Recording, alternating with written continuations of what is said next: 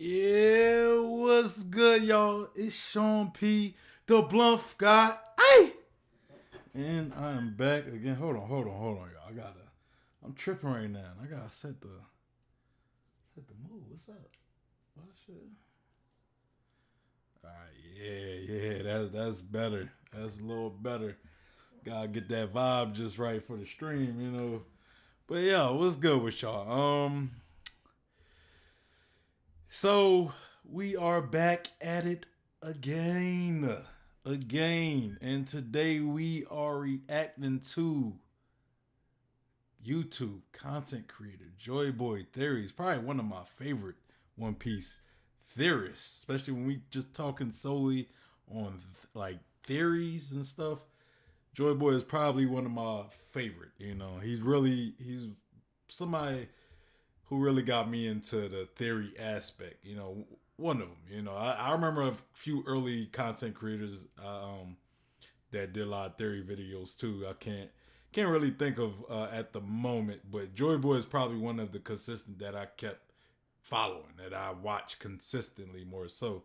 And today's video is this the insane ending of Wano? So clearly this is something about the end of Wano. That's pretty much all I could get from the title of the video. I know if you see the original thumbnail, not my thumbnail, but if you see the original thumbnail, it has Zoro and I think like a shadowy figure. I can't really. I would have to see the thumbnail myself. I think it's like I want to say it's Ace. It's like a negative, like when us like negative photos, they got like the colors a little off or whatever, but it's like that, but it's Ace. It looks to be Ace. But yeah, so that's what we'll be reacting to. But before I get into that, let me first say, make sure you show your boy some love and hit that like button or thumbs down if you really don't like it. Either way, whatever. Do what tickles your fancy. But anyway, and hit that subscribe button and hit that bell for notifications too, so you know when I go live. But I will be doing a giveaway at 50 subscribers. Again, like I said before, we'll talk like after we hit the that 50 subscriber milestone. I'll pretty much release the details at whatever chapter stream is pretty much like next after. Probably not this, like let's say if I hit 50 subscribers tomorrow, I probably wouldn't do it, that Sunday, but probably it'll be next Sunday. But if we hit 50 subscriber anytime next week, we'll definitely be talking about it during the Sunday discussions of the chapters or whatever or whatnot. And make sure you follow me on Instagram, on Twitter, on my Facebook page. If you're looking for a One Piece community to be a part of, we have the One Piece Discord and the One Piece Facebook group, and all of that will be linked in the description, as well as the link to the video we will be reacting to today. But let me check these chats out because I see that we have chats, and of course it is from one of the most loyal subscriber of this channel, Cube, your boy Cube. He said, "Yep," and they said, "What's up? What's good, Cube? What up? What up with you? You ready for the reaction video today?" I'm sure you are. But before we get into that, I'm gonna get to the video. We're gonna get right to the video. I just want to say this video was sent from another subscriber on the Discord. I don't know if he didn't specifically send it to me, but he posted it in the Discord, and I was like, you know what? Let's talk about it. Let's react to it. It's Joy Boy. I like doing Joy Boy theories video anyway. So hey, we gonna get into it. So without further ado, I don't want to delay this because this video is a bit long. So it's like an hour long. So let's get into it. Cube said, "Dude, my theory Uranus. My Uranus theory is going really well. Be prepared for this weekend. I'll drop it. Are you so where are you posting it? Are you posting it in the are you doing a YouTube video? You going to start a YouTube channel or something? Or are you gonna share it in the Discord possibly? Yeah, let me know. Let me know. You can share it in Discord, you can share it in the One Piece group. You know, maybe we could do a maybe we'll do a reaction video to it, you know, because you know I'm kind of with you on that, you know, like I remember we both was kind of joking, but we tossed around the idea of Nami being Uranus, right? So, you know, maybe I'll react to it. Maybe I'll read it on have a stream dedicated for that theory. So yeah, definitely post it in the Discord and the Facebook group.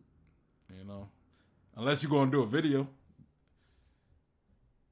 You said nah, share it along the community. Okay.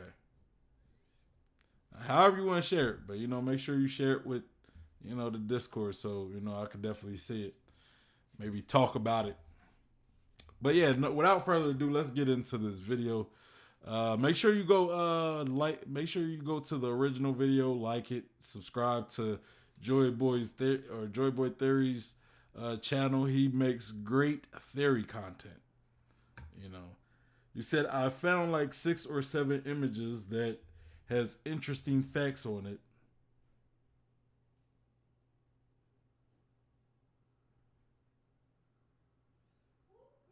Then I got Dango Fangi. I don't know. That must be dang. I don't know. It seemed like spam to me, Dango Fangi. But Q Ball said got more things to share that I didn't tell you. Well, you know where you can share them, brother. You know where you can share them. Let's get into the video.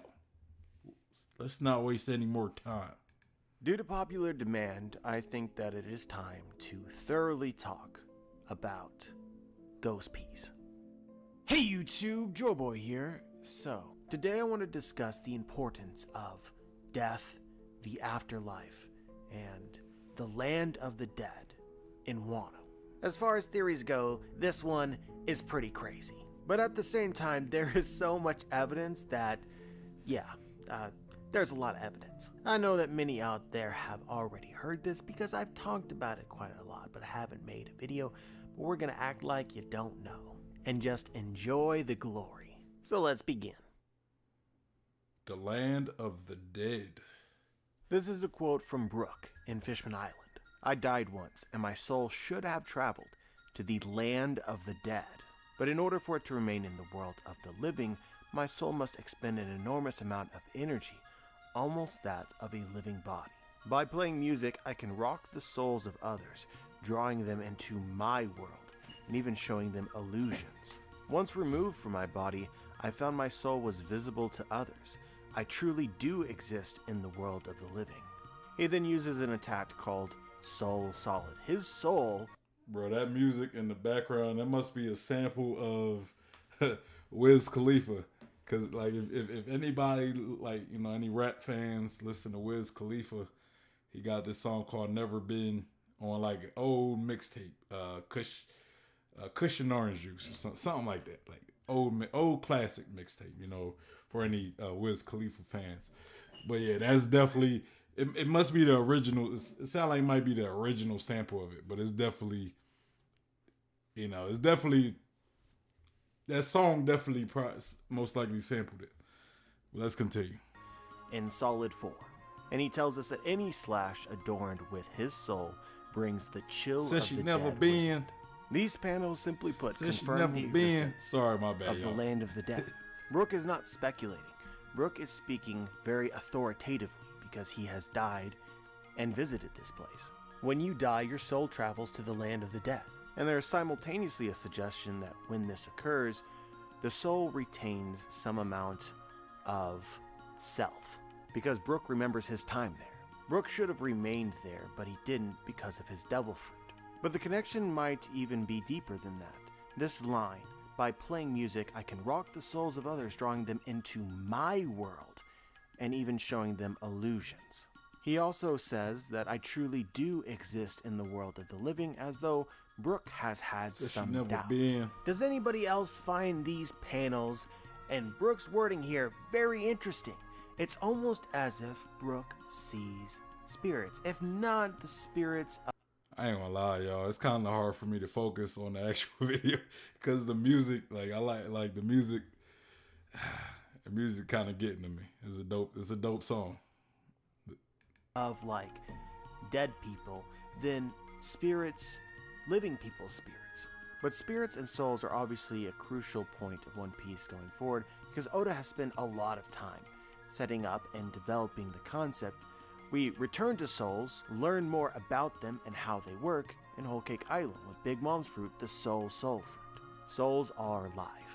But the point is, guys, is that the land of the dead is real, and it interrelates with souls, and I believe that Oda included this very near the start of the New World for a reason. Ancestor tree. But I agree. I feel like the direction he's going with this very is definitely something like the spirits coming to Wano, which is definitely one thing that I've been talking about a lot. Like me, I know Elids. Like Elids was the one who sent this video on or posted this video on the Discord, and like I know he's been a big proponent of the like spirits. Like he has a theory about Gear 4 or the new Nightmare Luffy. I did a reaction video to it, and what makes this Nightmare Luffy different is the fact it's powered by souls instead of shadows, right? So his theory is basically we'll see a lot of souls of people like maybe Odin, possibly Ace, some Daimyo, like a couple characters from Wano, or people from Wano, right? Or just people that are connected to Wano, right? That have died, because Ace isn't from Wano, but he's still connected to Wano. And I've been on record saying that I think that we might see some spirits as well, to get some closure in some cases. And I think that's kind of where he's going with this theory video. I'm hoping that's where he's going. That's where it seemed like he's setting up to go. So yeah, I'm excited to see maybe some of his ideas strengthen some of my ideas, and maybe some of Elid's ideas. I think that's why he probably posted it. But Brooke really wasn't the first instance which introduced us to the potential idea of a land of the dead or an afterlife. In Nolan's flashback in Skypiea, Nolan cut down diseased trees that were sacred to the people of Shandora. This caused Kalgura and the rest of the village to hate him. He didn't know why, and finally he got an explanation. He chopped down ancestor trees. The souls of our ancestors who have died on this island over the past several centuries are said to dwell in them, guided there by the sound of the bell. They are white, holy trees. All our ancestors who lived on this island ever since the age of Shandora watch over us from these trees. To us Shandians, the forest of ancestor trees was something precious, even sacred. We protected them as we would our own lives. So let's restate this for clarity. The implication here is that there is a place where the souls of the dead exist, or so the Shandians believe. Oh, and let me also say this: in Jaya, we actually did see a soul in Jaya, or a spirit. Now was it a spirit of the dead? I don't know, or just like I don't know if it was a spirit of a dead or if it was just a spiritual being. But we had the I don't remember exactly what they call it. It's like the Clobberton man or something like that. Clobber man or whatever. If you remember the scene where it was like late at night and Usopp was up and he heard like hammering, and it was coming from the Mary. It was coming from the Mary, and he went up to it and he hears this hammer hitting, like hammering something on the ship. and you see the Clobber Man soul, right? And he was it's like the soul right there. So I think that was like an early showing of a soul that the earliest showing I can remember of seeing the soul outside of Brooke, because we see Brooke's soul and we also see like Big Mom. She could pick up your soul, and then she has those homies. She has the homies that go around collecting portions of people's lives, like not the homies that are in the objects, but like the homies that are just little blob looking things. And then I also think Chondro's what's the name Kabazo or Kazimbo. I think Kazimbo is also a soul, even though I think he might be like made of ink, but I think it's kind of a manifestation of Conjuro's soul, you know.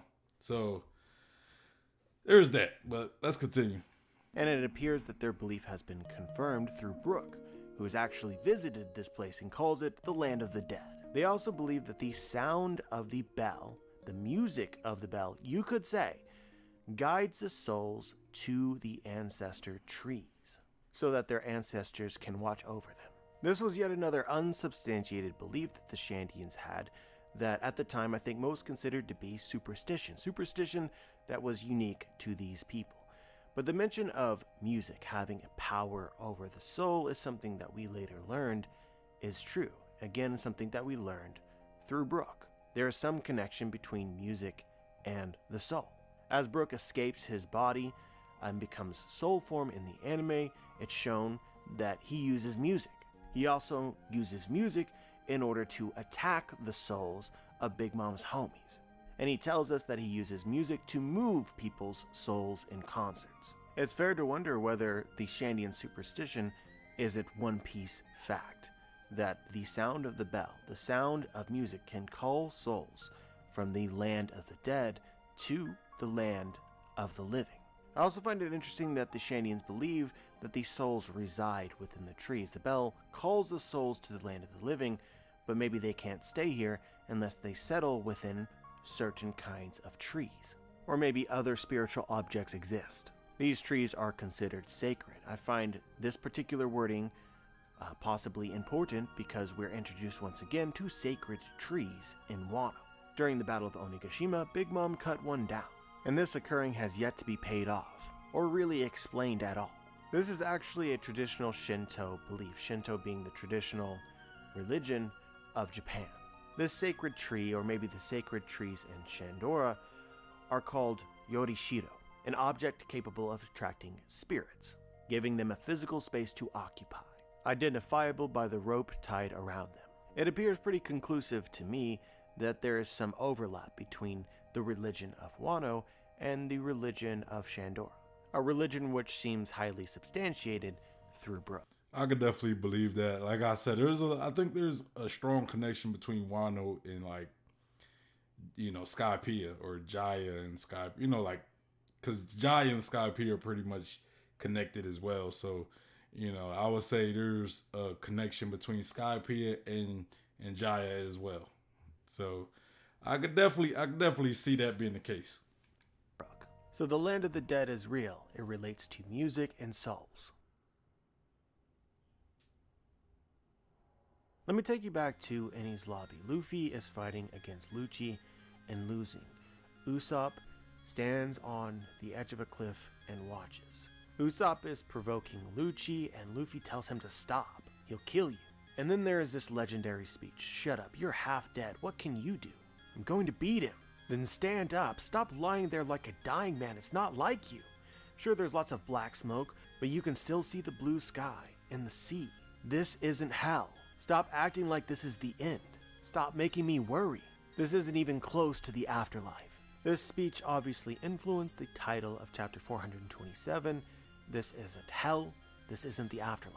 But let's keep this in mind and read some chapters from Wano. This is chapter 1008. Luffy says, "They aren't working. There's no way all of these hits could have no effect. They're just as human as we are." Zoro says, "Think before you leap." Killer says, "I'm amazed he can call them the same species as us." And Luffy says, "What? So you're up here just expecting us to lose? And Zoro says, no, we're thinking of how to win. Law says we should peel them apart. Zoro says, I agree. Kid says, with the two of them standing side by side, it just looks like we're in hell. And Luffy says, that's fine by me. I've been to hell and back a few times already. It's home territory. It looks like hell, but it's not hell. And even if it were hell, Luffy's not concerned. I think that this conversation was based on and should remind you of Chapter 427, Usopp's legendary speech. You're not dead yet. This isn't hell. The following chapter, which featured a lot of damage sustained by the allies on the roof, was titled Naraku, which is basically hell. So the next chapter is titled Hell. We progress from, with those two side by side, it just looks like we're in hell, to we're in hell.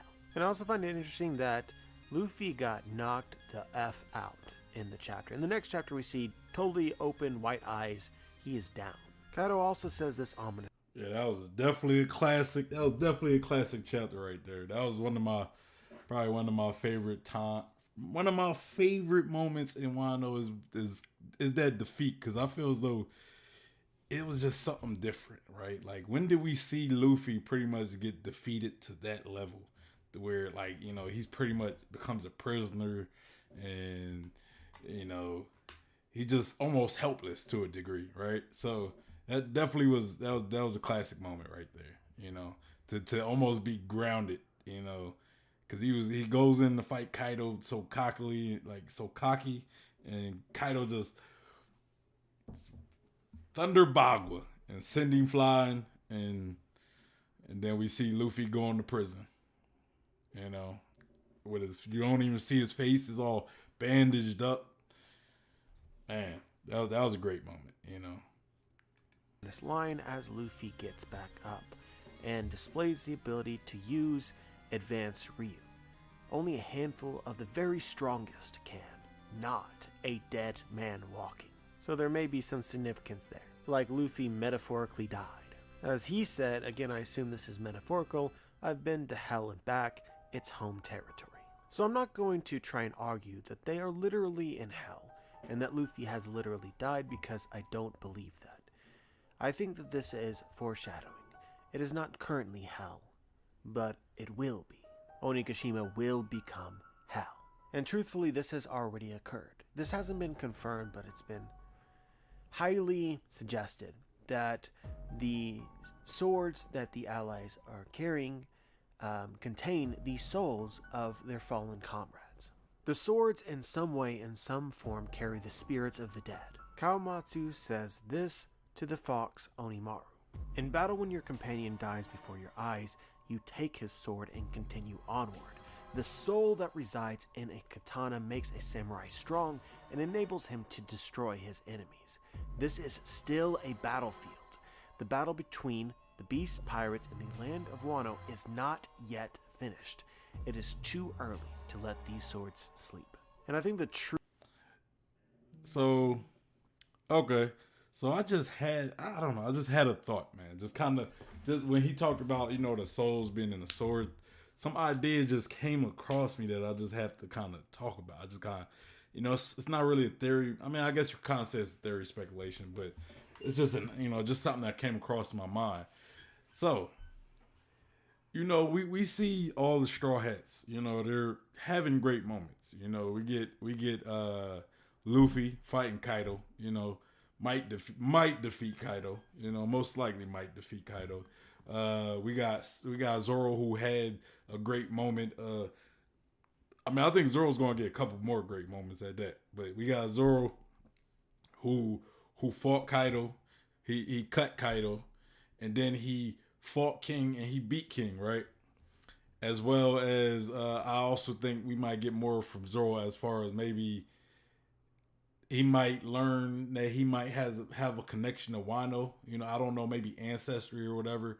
You know, maybe he might go, you know, and which is the reason why I kind of like the idea of the dead coming back into the story, like the souls and stuff, because it will give Zoro a moment maybe to meet Ryoma, right? And you know, maybe learn some more about their connection. And then we get Sanji, who he had some moments, fighting Page One earlier in the arc, and then he fought Queen and he beat Queen. And Nami, Nami was fighting Alti, uh, Usopp was kind of fighting Page One, but he was kind of running. He didn't have as much action as like Nami. So Usopp really still kind of needs a big moment as well. But Robin fought Black Maria. Jinbei fought Who's Who. Frankie fought Sasaki. Chopper kind of needs a moment, but if you want to count him curing Udon and like Luffy and the prisoners of Udon, and then him curing the Ice Oni plague and saving everybody. If you want to call that a moment, I think it's a moment, but he didn't have any fight yet. But then I think the one Straw Hat crewmate who doesn't really have a big moment, a moment that you could really give him at all, is Brook, right? And see how he was kind of talking about Brook early. I think the best,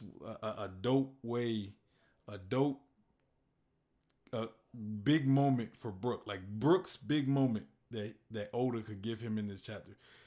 Let's say if he does summon the spirits of the fallen samurai out of these swords, right? So Brook could potentially be the person that he could be the bridge to the world of the dead and the world of the living, where he brings the souls into Wano. The souls that could potentially help like Luffy. Maybe we'll get a gear for or a nightmare Luffy, a new nightmare Luffy, or I don't know. But I think that would be Brook's job, as well as I kind of think, like Brook might be that Death Reaper as well. But that's, if it's just some little gag moment of Brook, Brook on Robin's shoulders, then I mean, okay, whatever. But that wouldn't be a big moment in my opinion. Q said Brook could be that he's between both. Exactly. Yeah.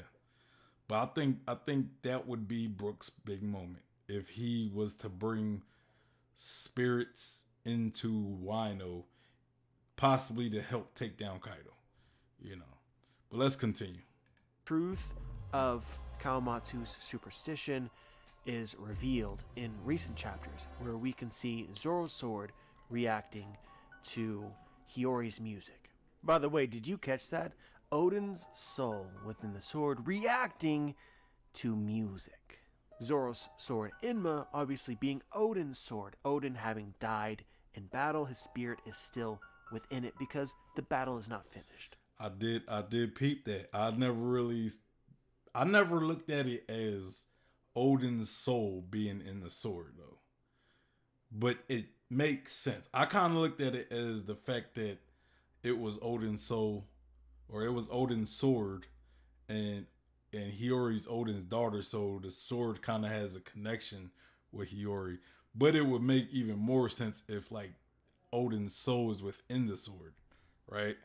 That would be dope. And I'm just going to throw this out here before we move on as a fun fact.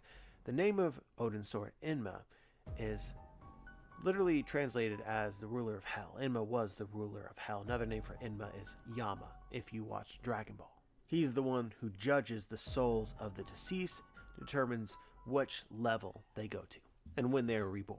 But we're not even... Also, Yama is also Yu Yu Hakusho as well. So, for any Yu Yu Hakusho fans, I'm pretty sure y'all know. Been close to being done. The Fire Festival. At this point, I think that I've argued pretty well that Oda has foreshadowed and included this bit of world building low-key about the land of the dead. And maybe you're starting to get a sense about how these things might relate to Wano and how it might be an important theme in Wano. But nothing argues for this quite like the Fire Festival. We first learn about it in chapter 951, Shinobu says this: the fire festival of the flower capital is a ceremony to mourn and remember the dead.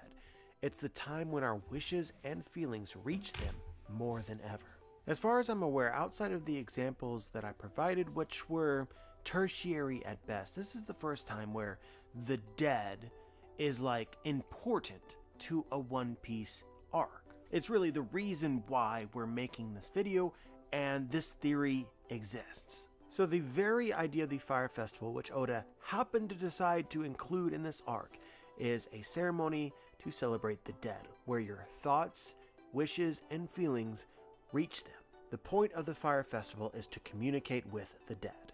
It seems as though that will happen, right? All this setup, I think that we need some kind of confirmation that the dead are listening, that the dead are watching. That seems to be what all of this is setting up. I've already included examples of One Piece superstitions which are likely to be true, and I think that this one is going to come true as well, and has been true. Through some means, there's something about the Fire Festival, the day or the events that occur during it, that allow people to communicate with the dead. But maybe that wasn't clear enough, so let's read chapter 1016. We're following Tenguyama Hitetsu and Otoko during the Fire Festival in the Flower Capital, and everyone is singing, dancing, having fun, smiling. And he says, "Isn't it bright and joyful here, Otoko? The Fire Festival is a time to mourn and celebrate those who have passed. That is why the fires are so high, to reach up to heaven." Otoko says, "I wonder if Daddy is watching right now." Tenguyama Hitetsu replies, "Of course he is, my dear. Just look at how clear the sky is tonight. I'm certain that he is looking down at this very moment, watching over you and the fate of the country." The foreshadowing gets stronger. Note here that the fires reach up to heaven. That may be important. Brook himself says that in order for his soul to survive in the world of the living, it consumes a great amount of energy. So I wonder if the fire does not provide energy for the souls from the land of the dead. Hypothetically, a bigger fire would create more energy. And Onigashima happens to be... Cube got the Cube said Otoko with the crying face. It got you emotional. I ain't gonna lie, I was a little emotional seeing that picture. You know, remembering Yasui, because that Yasui's death did kind of hit me a little bit, because I thought it was pretty sad. Because he went out in such a, like, the way he went out, it was sad, but it was pretty dope as well. Just because he accepted that death. He was even singing. He was trolling Orochi and everything. So it was a dope moment, but yet it was still a sad death. You know, because seeing how we learned his connection with Odin, and then why he was always so happy and why he laughed all the time, even though it was the smile fruit that did that. But even then, he was still a positive person, because he knew that everything they was going through was tough, right? It was, you know, like the people around him were living in a harsh reality, and he tried to stay positive for these people. So, you know, that was definitely a sad moment, you know. And then seeing how it, like, Otoko, you know, trying to wake him up after, it was, oh man, it was tough. It's tough to talk about, man. You bringing up painful memories, Cube. I'm telling you. Yeah, he said, "What happened to Otoko is horrible." Yeah, I know, man. I know. He said, "I don't react well to horrible things happening to children." Yeah. I mean, even then, it was just, she was already kind of living in a real, you know, tough environment, horrible environment. So, you know, and then she loses her dad. So, you said that's why Chopper's flashback is the hardest to watch for me. That, and you could probably throw in Robin's flashback, right? Robin, because Robin, as a child, lost so much, you know, and then she had a bounty as a child, you know. It's just we see we see her as an adult, but you know, all that stuff that happened to Robin that kind of kicked off her piracy career, I guess you can say, or her career running from the world government, all that happened as a child, you know. But let's continue. On fire. The whole island.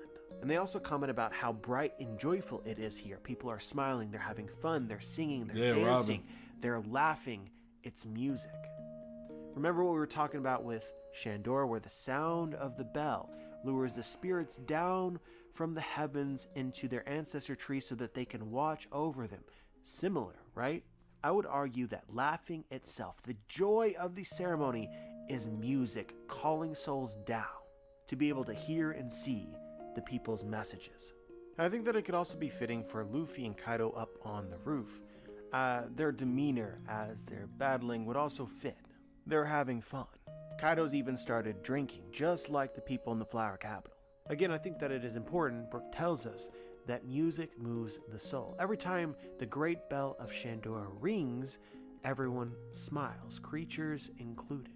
So the way that the Shandians called their ancestors down from the land of the dead is strikingly similar to the way that Wano appears to do the same.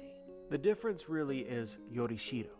The Shandians call the ancestors down into trees. They inhabit sacred trees. It's a place where the souls can dwell. Whereas in Wano, they're not calling them down into trees or into objects where they would remain. They're called down temporarily in order to receive the people's wills, their wishes, their messages. Ghost. So I've beaten around the bush a little bit. But it's time to just say it. We're just going to say it. The idea of the Fire Festival is to honor the dead, send messages to them so that they may help fulfill them. But in Wano, I think the dead are literally going to appear. And in fact, this is a thing that has already occurred as a fake out multiple times. Odin has appeared not once but twice. Both of the times it was Kandro. But in it, I think that you learn something. And Oda is saying something. Man, I was literally just thinking of that. I was like, he's talking about the dead appearing. I was like, what about those moments where we get the scabbards, right? The red scabbards, and they're fighting Kaido, and Kaido like literally like he sees Odin. You know, he sees Odin through the will that they exude. You know, the will of Odin that they. It's like their will is so strong. Like their will to follow Odin and accomplish, you know, this goal of beating Kaido is so strong that they almost summon Odin himself, right? Like Odin is literally living through them. Like he's fighting through them. You know, it's just they weren't really strong enough to really do much. You know what I'm saying? So Odin might have to fight through Monkey D. Luffy, right? What better way to do that than to be a nightmare? Be Nightmare Luffy again, right? Or it could just be, I don't know, it doesn't have to be Nightmare Luffy. It could just be Odin fighting through Luffy or something. I don't know. I don't know how that would work, but you know, we could get something along that line, you know. Thing. Kinemon and several of the other scabbards want to believe that Odin had come back, even as absurd as an idea that was. They want to believe in the impossible. And I guess it just so happens that the impossible just follows the Straw Hats around. But it is just amazing how many times Oda has come back to this. I think, you know, for me, it's very easy to speculate that the reason why Oda has included multiple scenes of the dead coming back to life. He did it with Odin twice. He also did it with Robin in her fight, where Black Maria's subordinates transformed into her loved ones. It's easy to believe that Oda is creating expectation.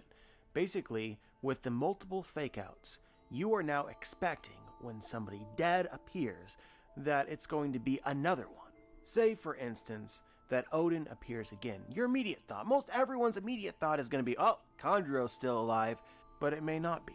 There's legitimate reason to believe that the dead might actually I don't know if I'll believe it. I think Chondro put everything he had. Like I think Chondro put his whole soul into creating Kazumbo. In order, like he was just that determined to like Chondro's will is so strong to pretty much, put an end to the Kazuki name and or pretty much uh like serve the will of Kazumi, right? It's so strong that he was able to put all his soul, all his will into Kazumbo. And I think Kazumbo is pretty much a last ditch effort for Chondro, which pretty much I think is going to kill him. I don't believe he's going to be alive after, Kazumbo is put down for sure. I think Kazumbo is really just a soul, right? And in a sense, Chondro had to give his life up in order to create Kazumbo. That's what I believe. Uh, Q said, to be fair, Odin returned for a bit in Onigashima. Uh, I mean, I agree that he's returned for a bit in Onigashima through the scabbards or through Chondro, whichever way you wanna play it. But any other way, I don't. Unless you mean through Yamato, I guess. I guess you know. I guess. You said Kazubo is like Law's Operation Surgery. A life needs to be sacrificed to get Kazubo. Yeah, I agree with it. Like I've said before, I think Kazubo is a ink. I think he's made of ink. I before I thought he was a spirit, but the fact that Yamato is able to actually hit him, right? I think he's a physical thing. Be it not like not like a solid physical thing, but more like a liquid, kind of like ink, right? Like he's like a ink blob. That's kind of what I give. Seeing how Chondro is he's an ink man. He has the ink devil fruit, I guess. Uh, it would make sense that he created Kazumbo out of ink and he put his soul into Kazumbo, right? So that's kind of my theory on what Kazumbo is. Like before I thought he was this actual like ghost, a phantom, a spirit, right? But I guess after reading last chapter, how Kazumbo is actually speaking as if he was sentient, it made me think like, maybe this is Kanjuro's soul in Kazumbo. That's why he's talking about Orochi and all that stuff. So I'm thinking that Kazumbo is withholding Kanjuro's soul, and it also makes sense that he is a physical being made of ink, possibly because it would make sense seeing how Conjuro's ability is like with ink, right? So it would make sense that Kazumbo is made from ink. You said through Conjuro's fake Odin paint creation. Yeah, yeah, exactly. But I guess what Joy Boy was talking about, what I kind of brought up was every time, like when the Red Scabbards was fighting and their will was at their height, right? Like their will to the will that they inherited from Odin. So they pretty much inherited Odin's will. Like their conviction was so strong that they almost manifested Odin himself, you know, and that's why Kaido was like literally like confused because he's like, "Yo, is this really Odin right in front of me? Like what?" Like, where what Conjuro did was just a ink. He was just a ink. He was like a painting, right? He was just a painting of Odin. He wasn't like Odin's spirit or Odin's will or anything. It was just a copy, a clone. As for the Scabbers, though, they actually feel as though they manifested Odin himself. Because remember, there's a saying that Doctor Haluk or whatever, the doctor who raised Chopper, right? He said, "You don't die until you're forgotten." So pretty much, long as you're remembered, you will always continue to live. So in the Scabbards, they remember Odin. So they're the ones who really keep Odin's name alive. They're the ones who keep Odin alive. Not just them, a lot of people in Wano as well, but their memory of Odin as well as the will that they inherited from Odin, that's what is really keeping Odin alive. And when they're using Odin's will and they're fighting Kaido and their will is like unbendable, unbreakable, they're able to manifest Odin into the real world. Now he's not really probably manifested, but he's manifested through them, is what I'm saying. Helio, something like that. Haluk. I'm gonna call him Haluk. I'm gonna call him Haluk. But yeah. Appear and be communicated with. That is the literal point of the Fire Festival. And as I have already said, I think that we need some kind of sign that it's actually occurring. But this thing about ghosts and the dead appearing goes even further than this. As you will know, the people of Wano believe the Red Scabbards and Momonosuke to be dead. But they weren't dead. They were teleported to... Cube said, do you think Perona could have an awakening to call ghosts of past characters? That's an interesting question. I don't know. I don't. I honestly couldn't tell you that. That is a great question, though. Do I think it? I feel as though I would say I don't know, because she does deal with ghosts, but I would probably think like that would be something Big Mom could do more so, right? Like, but I don't know. I don't know, because her ghosts never seem like they came from any living being. They're just like ghosts that she kind of create, right? But I don't know, and it's just I don't know if it will ever be explored, because it's like if she could, it'll make sense for her to come to Wano, honestly, and when would she, like, why would she use it, So I don't know, man. I don't know. That's a good question and a tough question for her. It's I would say no, but even though I say no, I'm not saying that like I'm not like it's not a confident no. I'm not going to give you a confident no, because I'm kind of more so on the fence, but I'm leaning more towards no. So I'm gonna just say no, because I'm leaning more towards it. But that's a great question. You said I feel we'll know when we see Brooks awakening. About Perona, we'll know. The thing with Brooks awakening is it not already awakened? Because I feel as though Brooks Devil Fruit awakened when he died, But that's tough though. You say I see it like I see it like apparition. I mean, she's an ally of Zoro, so she might come back to the story, wondering how she'll serve the plot. Yeah, exactly. Like, I mean, she is an ally. Yeah, but I don't know, man. Like that's an interesting question. It's a good question. It's a good question. Calling ghosts of past characters, though, man.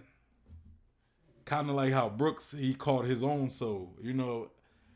I think I think Big it could. I think Big Mom, like her or Big Mom, would be able to do that, but not both.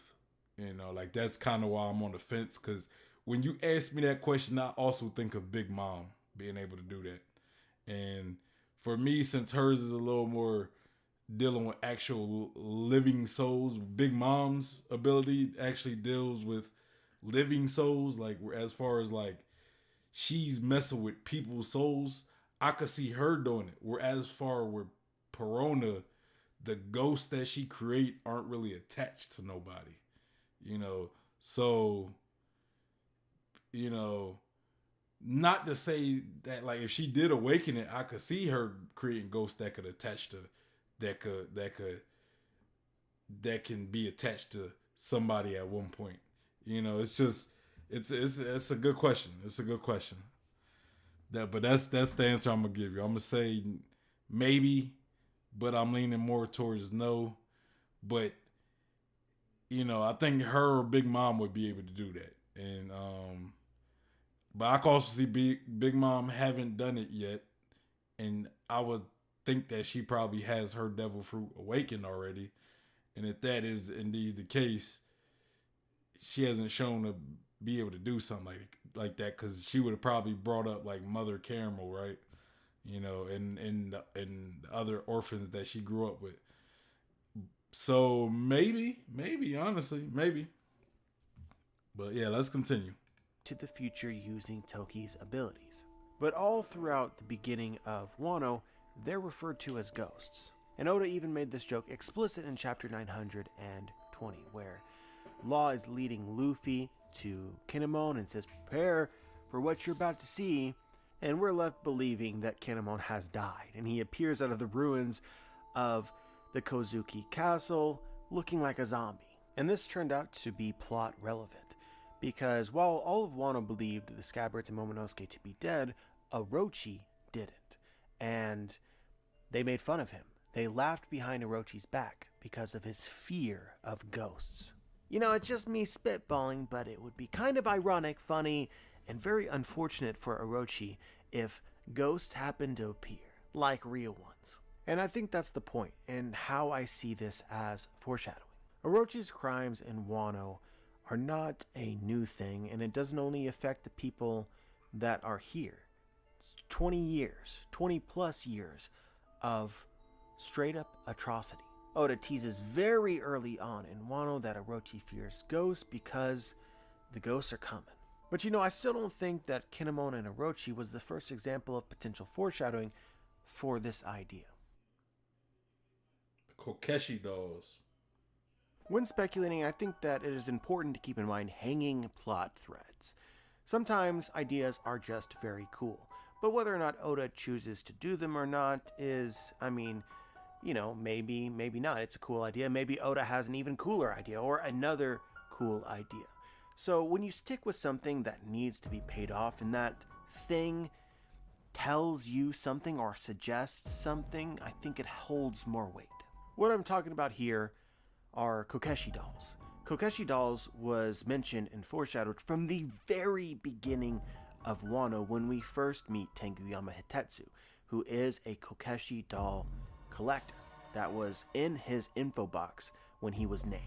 But to sort of cement the importance of Kokeshi dolls and I think prove that we need some sort of payoff for these objects, what they are, what they will do in the story, is near the beginning or middle of the story, Brook finds a poneglyph in the Flower Capital, and this room which holds this poneglyph is literally filled with Kokeshi dolls. So what is a Kokeshi doll, and what significance could it hold? And that's what's so interesting about this, because even the Japanese don't agree about this. But one of the popular theories is that Kokeshi dolls relate to infanticide, the practice of killing children. Infanticide was common in Japan during the Edo period for many different reasons, but chief among them is they couldn't feed them. Parents would literally kill children that they could not feed. And as crazy and brutal as this may sound, Oda has alluded to this in the story of One Piece in Wano. Obviously, food shortages, quality of food is important to the arc itself, and Oda has literally drawn a panel of a mom crying, hungry, holding a knife to her baby. And Oda brought this up recently as well in the very last chapter of One Piece, as I'm recording this, chapter 1037. They're sending the lanterns up to the heavens so that the ancestors will hear their messages and help them. One of the messages clearly written on the lantern is, from a mother, I hope I can feed my children. But anyway, guys, the history of infanticide, the killing of children in Japan, is very real. I found an article from the New York Times dated 1973, and this is the headline. Tokyo, the body of a newborn baby was found in a coin locker at the railway station here. It was wrapped in a bath towel and stuffed into a paper bag. A note attached to the package read, "I'm sorry, I'm really sorry." I think that the history of it is even more recent than a lot of people would like to admit. And so the popular theory was this is why Kokeshi dolls were created, as representations, idols of dead children. It's supposed to be a spiritual object, guardians of children and keeper of their souls. But just for the sake of completeness, another theory is that these were children's toys that the children carried with them for years. And as they progressed into adulthood, their child soul would then inhabit the Kokeshi doll while their adult soul would continue on. The ritual burning of the Kokeshi doll ensured the soul was freed and carried back to the mountain from which it came. This is another reason why it could be potentially speculated that an unburnt Kokeshi doll suggests a child who had died, a child who never reached adulthood. Either way, with this explained, I think that it makes sense why the poneglyph room in the Flower Capital's castle would be filled with Kokeshi dolls, because as we've already established, Orochi fears ghosts. He fears supernatural revenge. I think that he would have reason to fear the release of the spirits of the children that he was responsible for killing. The other theory that I have is we see in Ace and Yamato's flashback that Orochi and Kaido had captured children, and it's suggested that the children were probably sold to the government and or sold into slavery or became slaves of Orochi or Kaido. So these may be the Kokeshi dolls of the stolen, abducted children. And this also makes sense regarding Tenguyama Hitetsu. Tenguyama Hitetsu is literally watching over a child, Tama, and he is noted as a Kokeshi doll collector. Is he a collector of these idols of various children who have been killed in Wano over the past 25 years? Either way, there's a very established connection between Kokeshi dolls and these spirits of children. And so in the story of One Piece, these objects have to be there for a reason. They have to, at some point, do something and be explained. I think that's most important. The objects need to be explained in a way that is natural to the story as it is unfolding. As it stands now, it is a hanging plot thread. And so it should be obvious that I think that the way that the Kokeshi dolls return to the story is through the spirits of the deceased, communicating with them and potentially seeing them. Yeah, man, I remember the whole Kokeshi dog thing. I almost forgot about it because it's like it happened and it was kind of like Brooke was exploring the room, but then it's like we never really heard anything from it since, you know. So it's like, I don't think Oda necessarily forgot about it. It's like, you know, I think he's just waiting for a moment to make it relevant. And I think, again, like Joy Boy said, I think it's going to be through bringing spirits back, you know. Cube said if he's been squashed more than once and still keeps surviving, laugh my ass off. You talking about Orochi? You talking about Orochi? But yeah, okay. But about the Keshi dogs, like I definitely do think there's something we got to get some closure on. Like what was so important about that room, right? Like what was so important about this room? You know, because it was kind of, I don't want to say, okay, it was kind of out of place in the story. Like we got Brooke, he's exploring, and he makes a point to point out that he's seen his room full of Kokeshi dolls. And it's like, you know, we wouldn't have got that if that wasn't ever going to be some type of plot point that's going to be addressed at one point, or something that's just addressed at one point. So yeah, I think that's definitely the case. And sorry guys, I know I'm not like stopping as often as I might do most videos, because this video is a little longer, you know, and I don't want to make this stream too long for you guys. I know we already at like an hour already, and we still got over 30 minutes of this video, so I want to try to, you know, get through this video so the stream doesn't go on too long. You know, I know a lot of y'all got things to do, so you know, we going to push through it though. So now we talk about Ace. So the basic premise of the theory is that the dead will return and communicate with the living, cheer them on. And so with this in mind, there are a lot of characters potentially that could return for insanely emotional moments, and chief among these is Ace.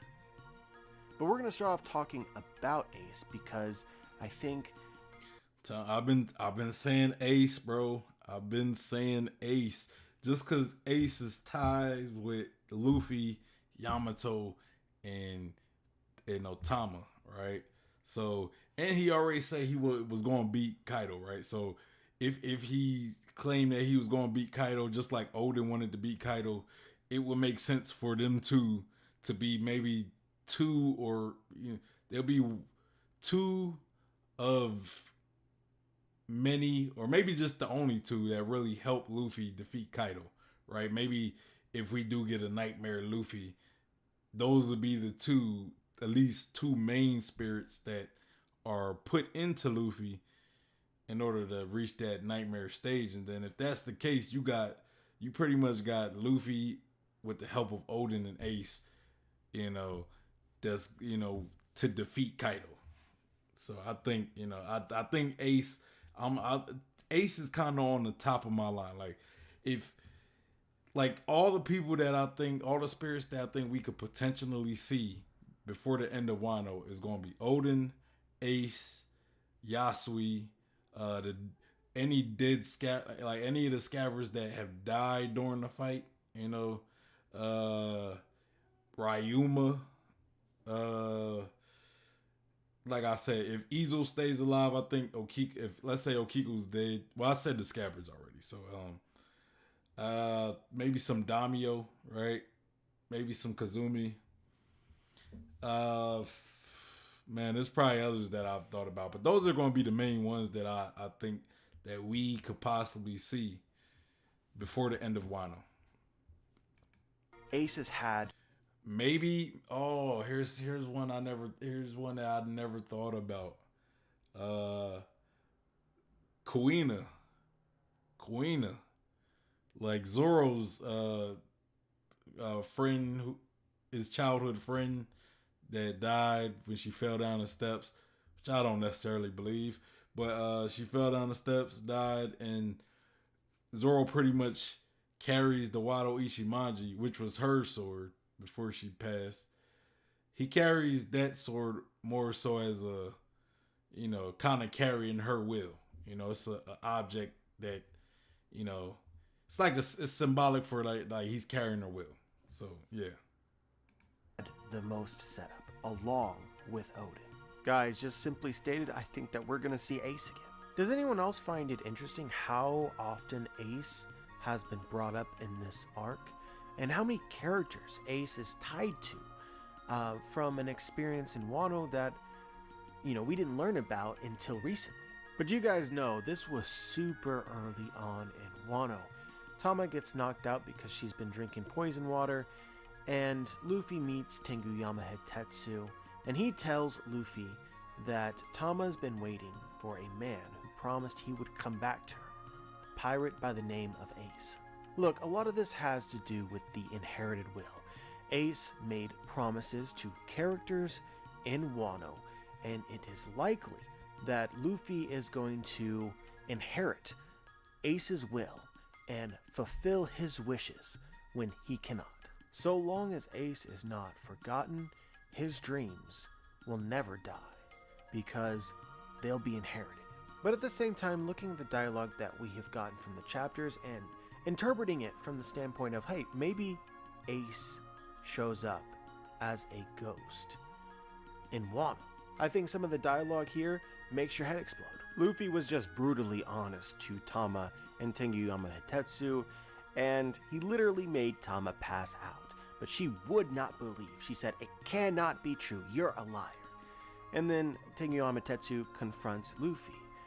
"Why would you say such a thing to her, even if it's the truth?" And Luffy says, "Yeah, but Ace isn't going to show up no matter how long she waits." But will he? A little later in the same chapter, Tama wakes up on Luffy's back as they're traveling to go to a doctor, and she says, "You're a liar, big bro. Ace is coming. He is. I made him a promise." And Ace's exact words in the flashback were, "Don't worry, we'll be back." And with a... Hey man, don't mind me. I'm not crying. You know, it's just somebody cutting onions. My roommate cutting onions. Stop cutting onions in there. Stop cutting in my onions. Man, that's sad though, man. Like how she's been waiting for Ace for so long, and that would be that closure. That would be that full circle closure that I keep talking about. Like Ace, like how she says like Ace will come back, and because she, you know, there's that promise or whatever, and then we see Ace, so it's like that closure again. Like I'm fully on board with the theory that we will see spirits. I'm fully on board with that, and like that's why I like Joy Boy, man, because we got very similar like thoughts of, you know, like a lot of stuff that he like, a lot of his theories are stuff like, I'm not saying that I would come up with them, but obviously I didn't. He came up with them, so I'm not taking away his shine. But like the way he comes up with his theories are similar to how I would come up with certain things. Very outside the box type thinking, you know.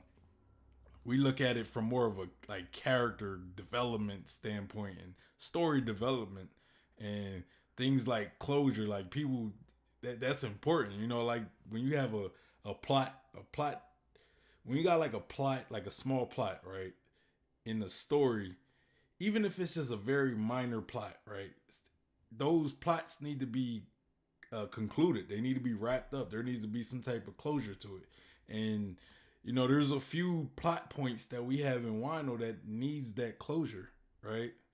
So again, you know, like with Izo and Okiku, right? Like they met up, and I think there was a point where they was talking about like, oh, we got to catch up, but you know, right now we're in the middle of a battle, so we can't. Because when Izo showed up, they was about to raid. This was like after Izo shows up, right? After Okiku hasn't seen Izo in like forever, right? Or Izo hasn't seen Okiku forever, because Izo stayed during the whole, like she wasn't, like Izo wasn't pushed to the future. So Okiku, you know, it's been a shorter time than it has for Izo. So, but they never got a chance to really catch up. So if Okiku is indeed dead, you know, I think there got to be a moment where they actually could just sit there, not have to worry about battle, and kind of have like a real goodbye, you know. And then, you know, there's some other plot points I could probably go into, but I don't want to go on too long. The bigger crew. Thomas says, "We were such good friends. He said he would come back." You see how all of this dialogue could be relevant to the idea of Ghost Piece? Very subtle foreshadowing. Maybe Piece. In this instance, both Luffy and Tama are right. Luffy is right in that Ace is dead, but Tama is right that he will return to Wano. There's another line very, very similar to this in chapter 999, Yamato and Ace's flashback. Yamato tells us the truth about the dragon statue is, "I broke it first, but then he said, this is a warning to Kaido until the next time I show up here." My father was furious, but he never saw Ace in person. Again, do you see that if Ace came back as a ghost, how amazingly subtle this was as foreshadowing? Luffy, the doer of the impossible, the believer of the impossible, says something is impossible. Seems pretty easy to me to call BS on that. And Oda happened to include this line about, well, Ace said that he would confront Kaido, but Kaido actually never saw Ace. Maybe he will. And then there's this line in chapter 1000. They're talking about the Luffy's dream, the thing that's supposed to come at the end of Luffy's dream. And Ace said, well, we laugh, but no one else can laugh because we believe in him. And Yamato starts crying, saying, I'm not going to laugh at him, because those are the same words that the king of the pirates said, words that stunned Odin. And so she tells Ace this, in Journal of Kozuki Odin, there was a great man who said the same thing. Of course I would laugh at him, your brother is incredible. Oh yeah, great man, huh? That's good to hear. Maybe one day, me and Luffy should sit down with him for a drink. And Yamato says this, well, he's already dead. You're talking about a dead guy. Sitting down for a drink with a dead guy, But maybe some people have a question as to why Ace needs to return. And of course, it could be a moment that could be fulfilling and emotional, but like, what's the real reason why I think Ace needs to return for that last conversation? As Ace is dying, one of the last things that he said to Luffy is, but there's one thing I've left undone. I wasn't able to see your dream through to the end. With Ghost Piece in mind, I find this line to be very ominous. You know, the one thing, as Ace dies, his one regret is that he couldn't see Luffy's dream through to the end. But maybe Ace didn't die with any regret. Man, why Joy Boy gotta hit me in the field so many times in one video? God dang. Like, ain't nobody else, like, they ain't hit you with the feels. We had the moment with Otoku and then Otama, you know, after Ace, you know, after she heard Ace died, and now we gotta see, you know, Ace, we talking about Ace right after he died and Marineford. God dang, man, he just hitting you with them feels. It's like right field, left field, jab field, like God dang, bro. He just barraging me with these feels. Regrets. Because he has been watching Luffy. And this arc will confirm that. Yamatoden. One of the things that has bothered me most about this arc since it was introduced as a thing is Yamato claiming to be Odin. There was obviously a lot of discussion about this for a very long time. And I would say that initially a lot of the conversation was about Yamato being trans, or some conversation Oda was making about that. Now, not everyone agreed with that.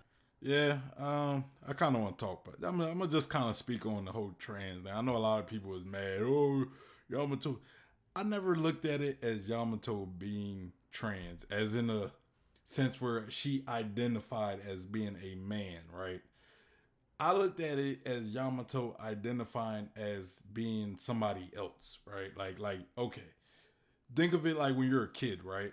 And you watch a comic book, or you're watching anime. You watch Dragon Ball Z. That was the first anime that you really got into, and you want to be Goku, right? Even if you're a girl and you like Dragon Ball Z, you might want to be Goku. You're not really like looking at it as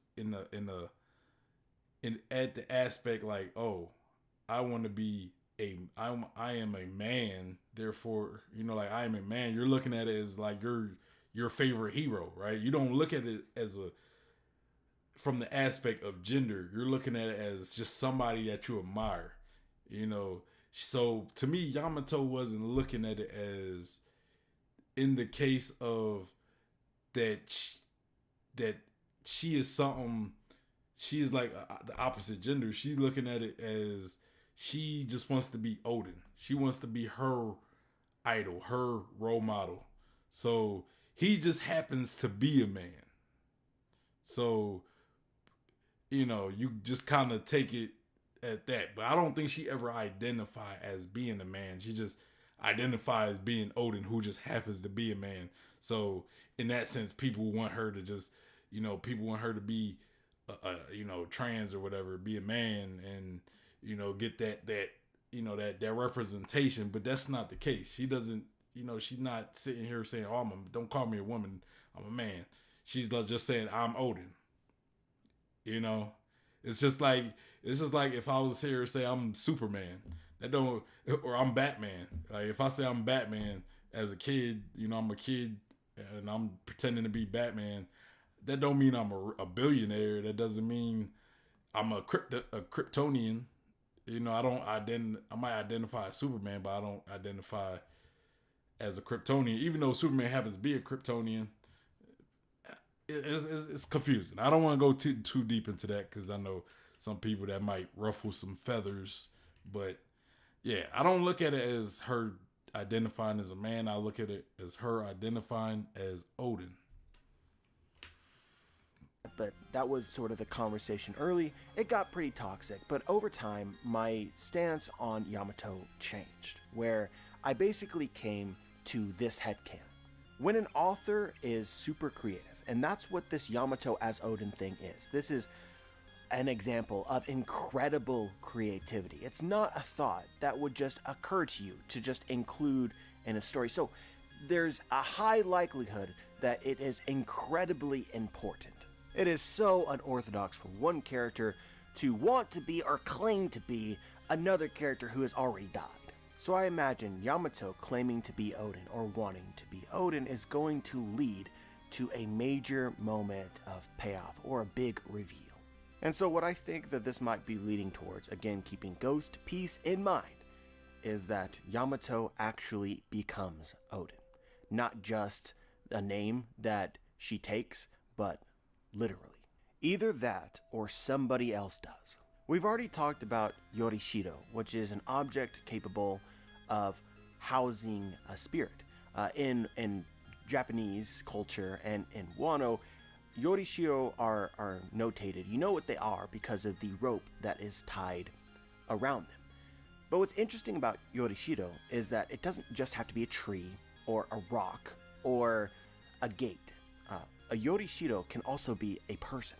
A famous and relevant example of a person who is supposed to be or considered to be a living Yorishido is the Yokozuna, or the world's #1 sumo wrestler.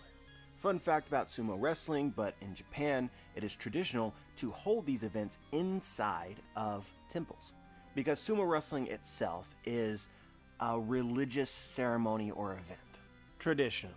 So the idea is that the Yokozuna, the top sumo wrestler, is inhabited by a spirit. And so this leads to another thing which I don't think has paid off. It's very easy to believe that Oda has forgotten about this, but we met the Yokozuna of Wano at the very beginning of the arc. Luffy obviously defeated him, so maybe Luffy is the Yokozuna now. But the idea of this character, its existence, hasn't been paid off. And there's even a bit of foreshadowing where we have a line that the Yokozuna is interested in eating a tanuki, and then we never see the guy again. Maybe we will, because this whole thing will come back around when we learn about living Yorishido, people possessed by spirits. So you guys decide, is it coincidence or not that Yamato wants to become Odin, who is dead and likely a spirit, and Yamato also wears this same or similar rope. I think that there might be something in Odin's journal which indicates his own return, his expectation that he will rejoin the battle in some way or be reborn, or somebody will become him, which is why Yamato is so obsessed with the idea. Reading this and believing this to be true and idolizing Odin, Yamato has decided that she is going to be this person. That doesn't have to make it true. It doesn't have to be Yamato in this case. I even think that Yamato alluded to the idea of this in a conversation with Luffy, where Luffy's like, you can't be Odin, that's absurd. And then Yamato says, well, maybe you're Odin. Which, when you read it this way, substantiates the idea that Yamato believes somebody will become Odin.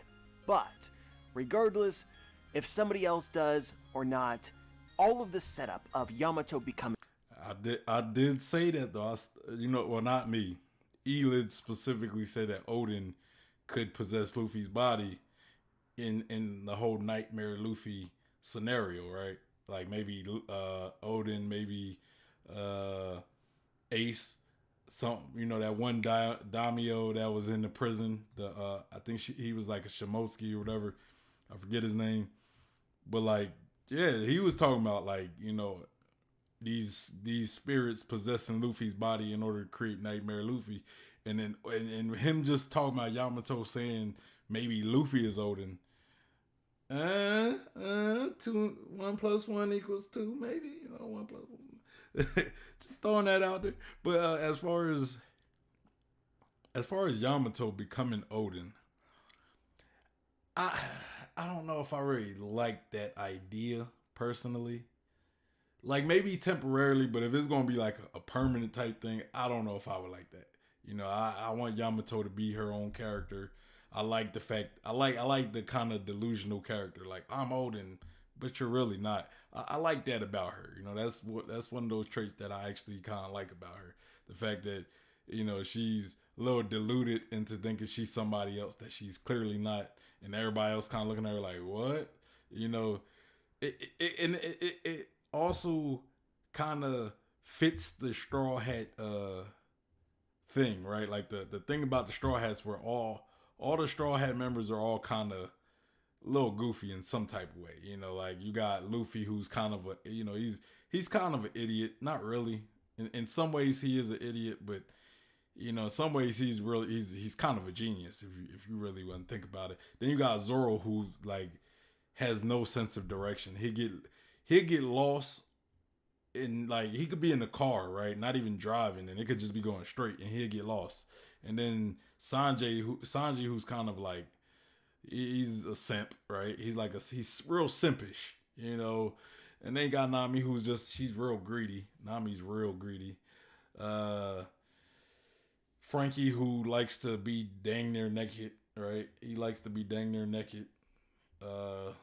Robin's kind of normal, but she has her, she's more of like, it's her history, she just, I don't really know what I would say about Robin. Robin's not too off the wall, she's kind of quiet and stuff. But then you got Brooke, who's a skeleton. He's a talking skeleton, a living skeleton that plays music, but is also kind of a bit of a pervert. Him and Frankie, you could say, are perverts. Sanji to a bit of a degree as well. Usopp, liar. He's always been a pretty big liar and a coward. But not really a coward because he is pretty brave. He is pretty brave. But yeah, so the Straw Hats are all kind of a collection of a little wacky, a wacky bunch, right? So Yamato, her being a little deluded and thinking she's a whole nother person, I personally think that fits well into the thing. I know I forgot Chopper. I guess you could say Chopper is, I don't know what I would say about Chopper, But you said Robin says weird things. She's a bit dark. Exactly. That would probably be my thing with her. Chopper, I mean, one thing I can think of Chopper is like, when he tries to hide and he's really just kind of exposing his body, like he's supposed to be hiding behind the door, but he's really kind of like, he still has his body shown. But if y'all could point out a wacky thing about Chopper, then Chopper's naive. Yeah, I was thinking childish, but I kind of wanted to. I didn't want to say that because he's also the youngest in the crew, so. The fact that he's young, it makes sense. I don't think that's kind of out of the norm for a young character to be a little naive. That's why I was thinking childish, which kind of fall in line with naivety. But I was like, it makes sense he'd be naive though. Like him and Luffy are naive. But he said, but a doctor at the age of 15. Yeah, he's a doctor. I guess that's his wacky quirk. He's a underage doctor. He's an underage doctor. Let's continue. Odin would make sense. And we already talked about this, but when you consider it, I think it justifies the idea even more. We've seen Odin return, quote unquote, several times now. It's as if Oda is planting the idea in our head and setting up the expectation. Well, Odin appears again. It's Chondro or some sort of fake ability, but bringing these thoughts together, the idea only gets stronger. I personally think, considering all the evidence, it is very easy to speculate that Odin will temporarily return and do something in the battle. The returned. There's a very long list of characters who could potentially return, and for that return to be significant and or emotional.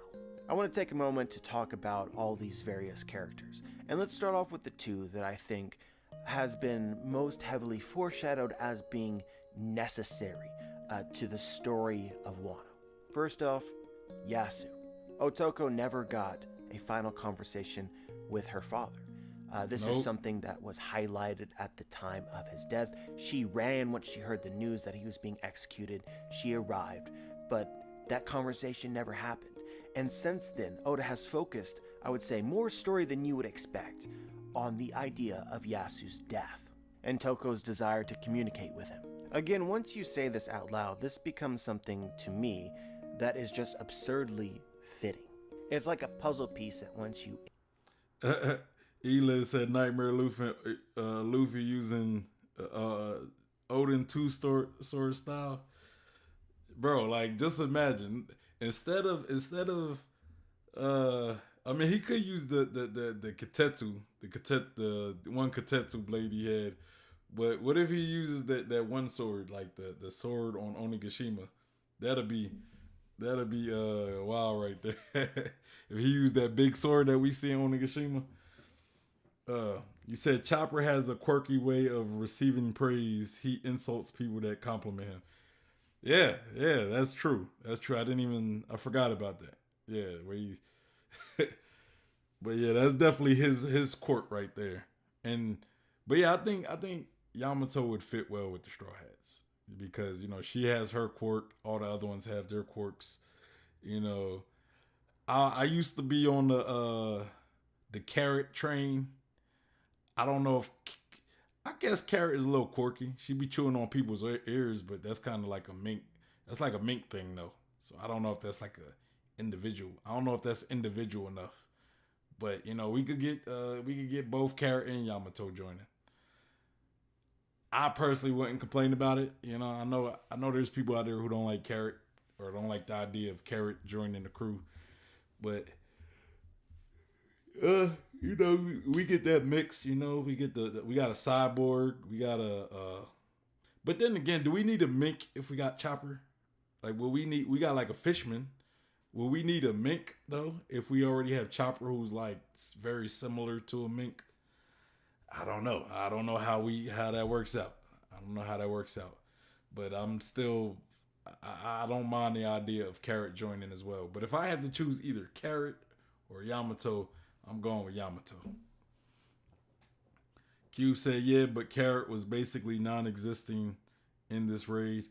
I mean, she had a moment. She fought Pearl Sparrow. Her and Wanda. Like she was doing some stuff. But I get what you mean. But she's not a member. She's not a Straw Hat just yet. So, when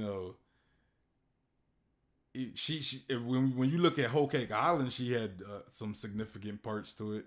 Like you could say she probably had more moments than Usopp. Honestly, if we getting technical, if we argue that she probably had a bigger fight than Usopp did, because she at least had a fight, against Pearl Sparrow at least, But you said it feels weird to have her join her when she didn't have her moment in Onigashima.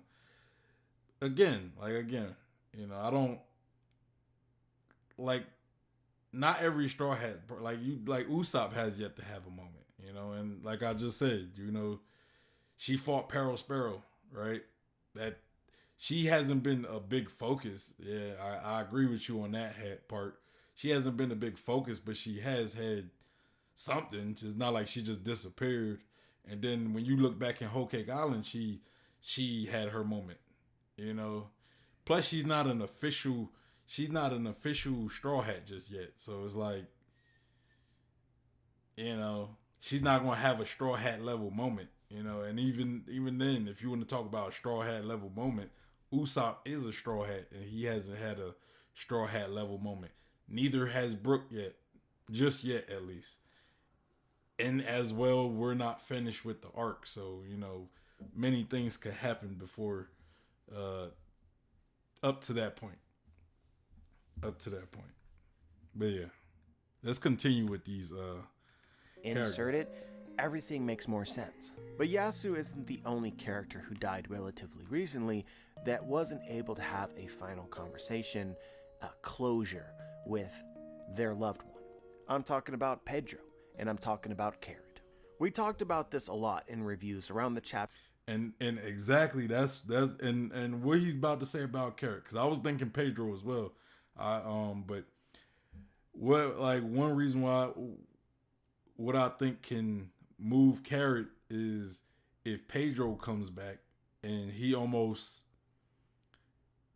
has that closure with Carrot, and he tells her to go travel, go see the world, right?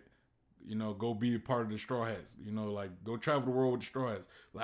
And that's kind of what I think is going to get Carrot to join the crew. It's if we see Pedro again, Pedro getting that closure with all the other minks, as well as Carrot possibly telling Carrot, like, look, it's fine. I'm dead. Now go live your life, traveling the world. Because I think there was a point where Carrot said her dream is to go travel the sea, right? What better way to travel the sea than to be a part of the Straw Hat? I was about to say the Straw Hat Carrots. The Straw Hat Carrots. Than to be part of the Straw Hat Pirates, and with Pedro's blessing. You know what I'm saying? You said, well, most Straw Hats had their moments in the arc before they joined, but I do agree with you. I mean,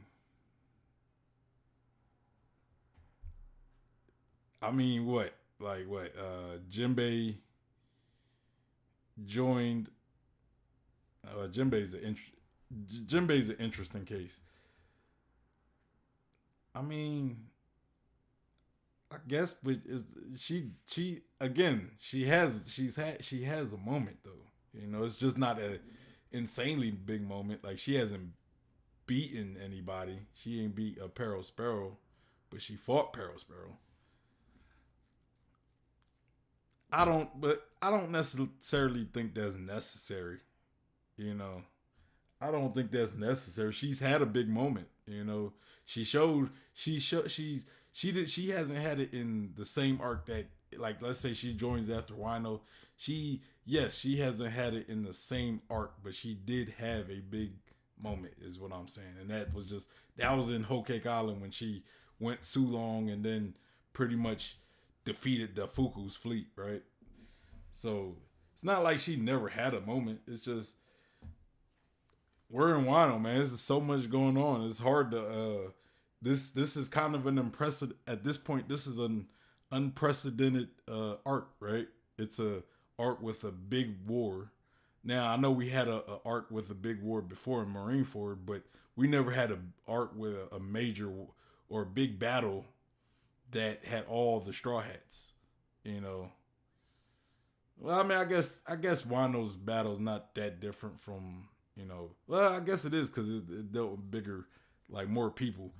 But yeah, let's continue. Chapters that this was happening, but Carrot's reaction to Sparrow, to me, has been off base. She wants revenge for Pedro, and she's holding inside all of this anger for him, but I'm not sure if that is Pedro's will. And this is actually a mini debate that Sparrow has with Carrot, where he's just kind of baffled. Carrot blames Sparrow, accusing him of killing Pedro, and Sparrow's like, I didn't kill Pedro. Pedro killed himself. And it's a very interesting conversation by itself, because if you're talking about the gun here, Pedro pulled the trigger.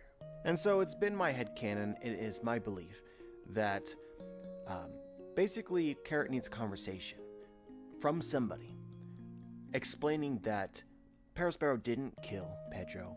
Pedro chose to sacrifice himself because that is what he believed in and thought was what he needed to do in order to accomplish his dreams. The idea is basically giving power back to Pedro for the decisions that he made. In the moments just before he died, Pedro was free. He wasn't powerless. What happened happened because that was his will. He chose to go to Whole Cake Island even though it was risky, and he chose to sacrifice himself for the Strads. Honestly, this conversation is as relevant to Pedro as it is for Luffy and Ace, because I think that there's a lot of similarities where you could say Akainu killed Ace, but Ace sacrificed himself for Luffy. In that moment, he chose death. And when he died, he even says, I have only one regret, and it wasn't dying for Luffy. So I would tell Luffy the same thing that I would tell Carrot. If Luffy were ever in a situation and encountered Akainu and acted the same way that Carrot acted towards Peril Sparrow. You shouldn't take your anger out on somebody else for the decisions that Ace intentionally made, for living the life the way that he wanted to. And I think that the same thing works in reverse, where it's possible. Bruh, what he just said just kind of like, it kind of made me think about things in a different light like now. Because if Ace has this moment with Luffy to tell him like, hey, look, don't hold a grudge against Akainu. I made that decision to die, pretty much. Like, I died on the merit of my decisions, you know. That could almost clear Luffy's conscience and maybe subside some of the hate that he has for Akainu. And if that isn't indeed the case, you know, that would honestly kind of be like, okay, about the theory that I've had before with Akainu, possibly being a member of Sword. You know, one of the biggest, I guess, like one of the biggest arguments against that idea is the fact that Akainu killed Ace, right? And it's like Luffy could never forgive Akainu and work with Akainu, you know. But something like that, something such as Ace pretty much telling Luffy, like, look, I don't need you trying to get revenge for me. You know, I don't need you holding hate towards Akainu for my sake. I chose to die. That can leave room for maybe, I kind of hate to say this. I do hate to say this because, one, I don't really like the idea. And two, I know a lot of people not going to like this idea as well. But it could leave the idea for Luffy possibly forgiving Akainu, even if it's just a temporary forgiveness. It doesn't have to be like he fully forgives him. It could just be enough forgiveness to where they can work with each other. If Akainu is indeed part of Sword, that would definitely, you know, and I say that because I think there's that possibility that Akainu could be part of Sword, and if Ace takes that need for revenge from Luffy, it would make it to where Luffy and Akainu could potentially work with each other for a bigger threat or for like a bigger purpose, right? You know, so Sword, like under Akainu, would be working with Luffy and, you know, the Straw Hat Fleet and whoever else's allies in this big war against the world government. So I just throwing that out there, like him saying that just kind of made me think like it almost opens that door more for my theory, for the theory of Akainu being part of Sword. Just saying. I know a lot of people don't like that thought because it's Akainu of all people, but just saying. I don't know if this is true, but it's possible that Luffy blames himself for Ace's death. He wasn't strong enough to protect his brother, and this is just as wrong. So if Pedro appeared as a ghost and we got a conversation like this, I would find this to be very fitting, and a thing that I think maybe we need from the story.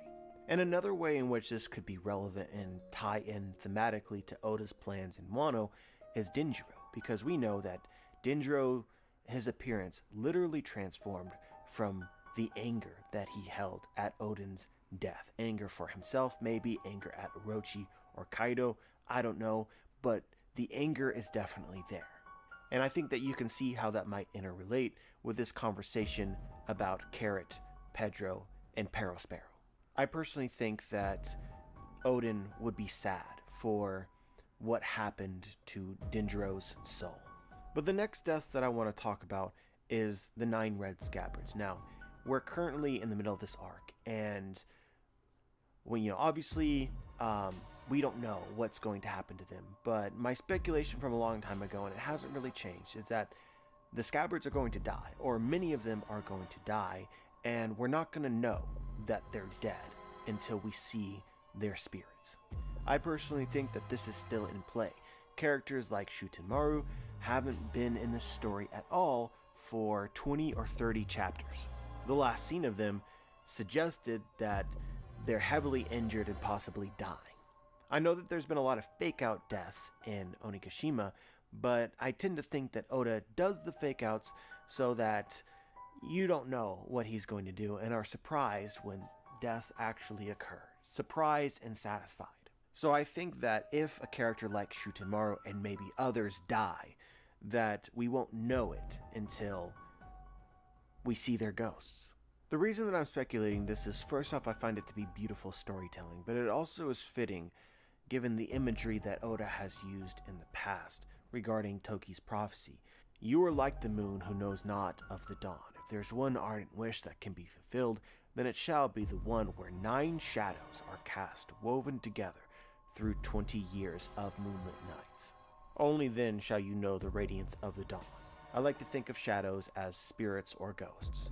And I also like it because Orochi was afraid of the 9 red scabbards, who he thought were ghosts. In fact, all of Wano thought that they were ghosts. It's brilliant foreshadowing if it happens this way. But so far here... Hey, y'all let me know in the chat or the comments, which, depending on when you watch this. Let me know, do you guys think all the red scabbards are going to be dead?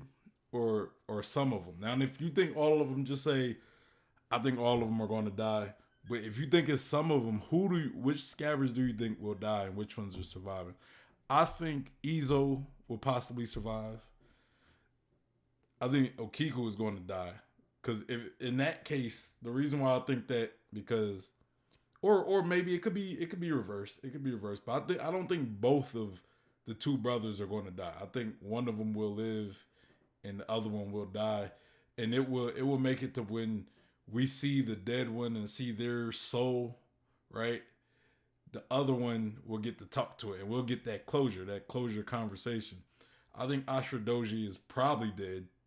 We had like Joy Boy said, we haven't seen him since he pretty much sacrificed himself for the like when Odin came around, the ink clone of Odin came. He pretty much like tackled him and blew up when we still seen his body kind of laid out, but he took the impact of that explosion. So I think he could potentially be dead. Denjiro, I think, might die. Kinemon, I don't know. Kinemon is a tough one for me. I kind of would think it would be more impactful if Kinemon is dead, because he, out of all the scabbards, he's the one that we kind of travel with the most. He's the one that we follow with the most. Him and Momonosuke. It's almost like him and Momonosuke probably have the strongest bond of all the scabbards. They built it maybe through the travels. I don't know. But it would be a great moment to see Kinemon's soul come back and there'll be some closure with him and Momonosuke. Because there was at one point, it was to the point where we thought Kinemon was Momonosuke's father. But, until Kinemon told the truth. Kawamatsu, I think, could potentially live. Maybe he gets to see his mom or something. Inuyasha and Nekomamushi, that one's tough for me. I think they might both be alive. I think they might both survive, because I think they got to be there to get that closure with Pedro, or maybe one of them would die.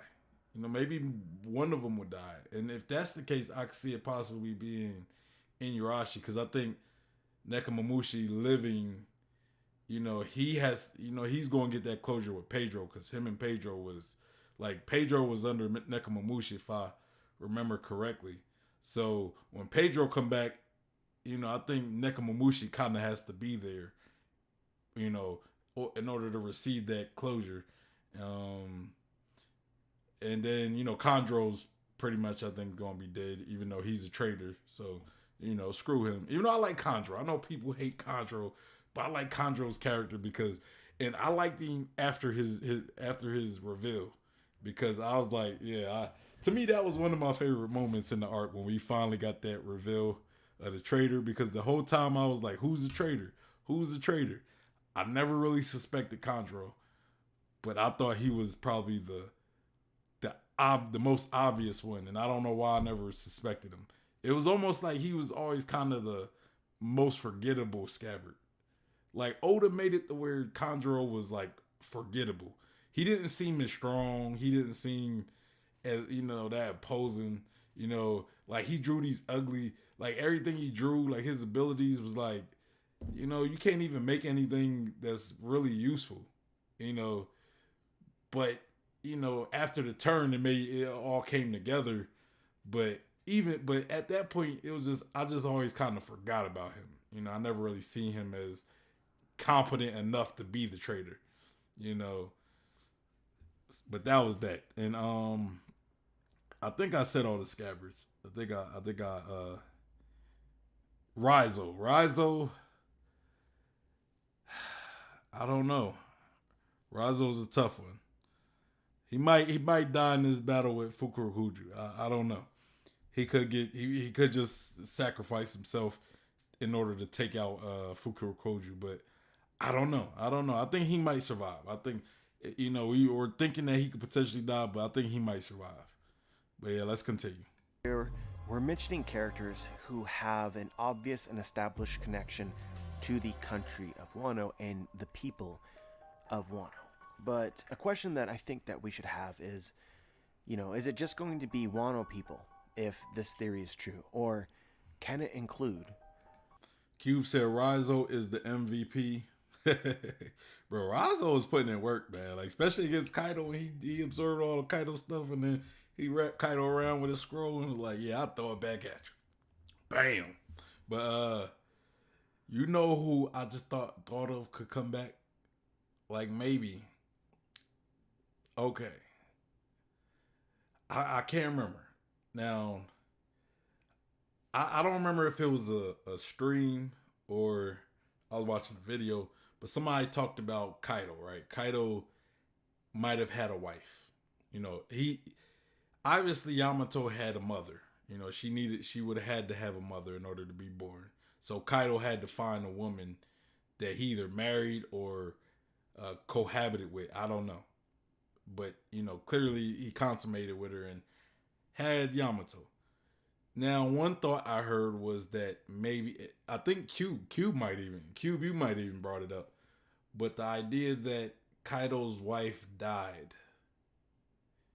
And that is part of why Kaido he drinks so much and he's like under depression and he wants to die. And if that is indeed the case, maybe Kaido's dead wife, or his dead wife could come back. Maybe we'll get some closure between her and Yamato, and her and Kaido, and maybe even Kaido and Yamato. You know what I'm saying? And this could possibly even change Kaido. Like, if he sees his wife again, maybe it might change him for the good. Dang, it kind of make you think, man. If that's the case, Kaido could be like an ally. I kind of hate to think about that because I like Kaido as a villain. I like villain Kaido, but if, like, let's say Kaido's wife, like his dead wife's spirit comes back and be like, look, I don't need you doing all this, or you don't need to regret. Maybe that's why Kaido does all these things. Maybe that's why he wants to destroy the world. Because the world took his wife from him. And that's why he drinks, and that's why he wants to die, to go rejoin with her. So this could change Kaido's perspective and possibly make him dare I say, it could make him a good guy. I don't know if I like that idea. Kaido being a ally, but again, it's possible. If we're talking about bringing dead people back. The Straw Hat Pirates and every single one of their flashbacks. Guys, even thinking about this, man, it's just, oh my God. We might even see Mary. We might see the soul of Mary the ship, But I tend to believe that every flashback in the entire story is essentially about to become relevant and brought back up because the people that were lost in the flashback are going to return and speak with their loved one. The evidence, which I think substantiates this most, other than the theory itself, is that Oda teases Robin's loved ones at the conclusion of her fight. When I brought this idea up before, many people said that it should only be spirits that are relevant to Wano, that have stake in the actual conflict. But I tend to think that the spirits will be called that have a connection to the people who are actually here. And that includes the Straw Hats. Because even though their loved ones are dead, they're watching. So with Robin, the characters of importance are Nico Olvia, Clover, and Jaguar D. Sol. An interesting note here is that of these three characters, Nico Olvia's death is not confirmed, and that itself could bring closure. The same is true of Frankie and Tom, and Brooke and Yorkie, Nami and Bellamere, Chopper and Dr. Helug, Sanji and his mother. Personally, I think a conversation between Sanji and his mother could carry a lot of thematic weight for Sanji's story and his conflict with being a Vinsmoke. Usopp and his mother. Bro, I said that. Yo, look. Okay, Sanji and meeting his mom. That I never thought about that, but that would be like, maybe it would help. Like, again, because I've always talked about this plot point with the Vinsmokes and Sanji, and we're in the middle of having this cover story with the Vinsmokes. We know that Judge Ichiji and Reiju, they escaped from Whole Cake Island, but Yonji and Nichiji are still in Whole Cake Island. So my thing is, I believe that the Vinsmokes are going to have to reach out to Sanji and the Straw Hats, possibly, in order to get them to help pretty much rescue Ichi or Niji and Yonji. But before we get to that point, if let's say Sanji has a conversation with his mother's spirit, maybe she might say something to open him up to the possibility of forgiving his father and his siblings. So I think Joy Boy is on to something. He's on to something. Because I didn't even think about the other, dead characters close to the Straw Hats or anything. So, but that would make sense in order to bring Ace, But Ace would make sense either way because he's still connected to Wano regardless, But would that make Whitebeard come back if that's going to be the case? I don't know. Jinbei and Fisher Tiger and Queen Odahime. Another one which I find to be really interesting is Zoro and Kuena. As Zoro is fighting Mihawk in chapter 51, Mihawk asks why he keeps fighting when it is obvious that he is going to lose. He asks, "Why don't you retreat?" And Zoro says, "I can't. If I retreat even one step, my vow, my ambition, everything I care about will be shattered, and all my dreams will be lost forever." He says he prefers death to defeat. I find this to be relevant in the arc, particularly with the latest chapters, because it appears as though Zoro is actually dying. Will he die? No, but he is dying. He would choose death over retreat. Even Usopp disagrees with this notion, and we got a chapter about this recently. Usopp says, "What is with you, samurai, and your death wishes? What use is your pride? Taking responsibility through death? I'm not a fan of this culture of yours. I cling to life with snot running from my nose if I have to. I don't care if it looks pathetic. I survive. That's what I do. And it is the entire reason I'm standing here alive today." I believe that this conversation is relevant to Zoro, who also embodies Bushido and samurai culture. Usopp is advocating for retreat over death, essentially saying that all of these amazing things that he has done have only occurred because of his will to survive. Basically, you don't know what the future has in store for you, so survive as long as you possibly can. You don't know if you have more to do. So I tend to believe that the reason why Zoro can't retreat in part is his pride, but maybe he believes that if he retreats, it stains Kuina's honor, as he is carrying on her will. If he retreats, it is as if she retreats, and he can't live with himself. Nah, I don't ever want to see Zoro retreating. I don't want to ever see Zoro retreat. So I'm fine with Zoro having that stubbornness. Like I don't want Kuina changing his mind and making him somebody who's willing to retreat. You know, at least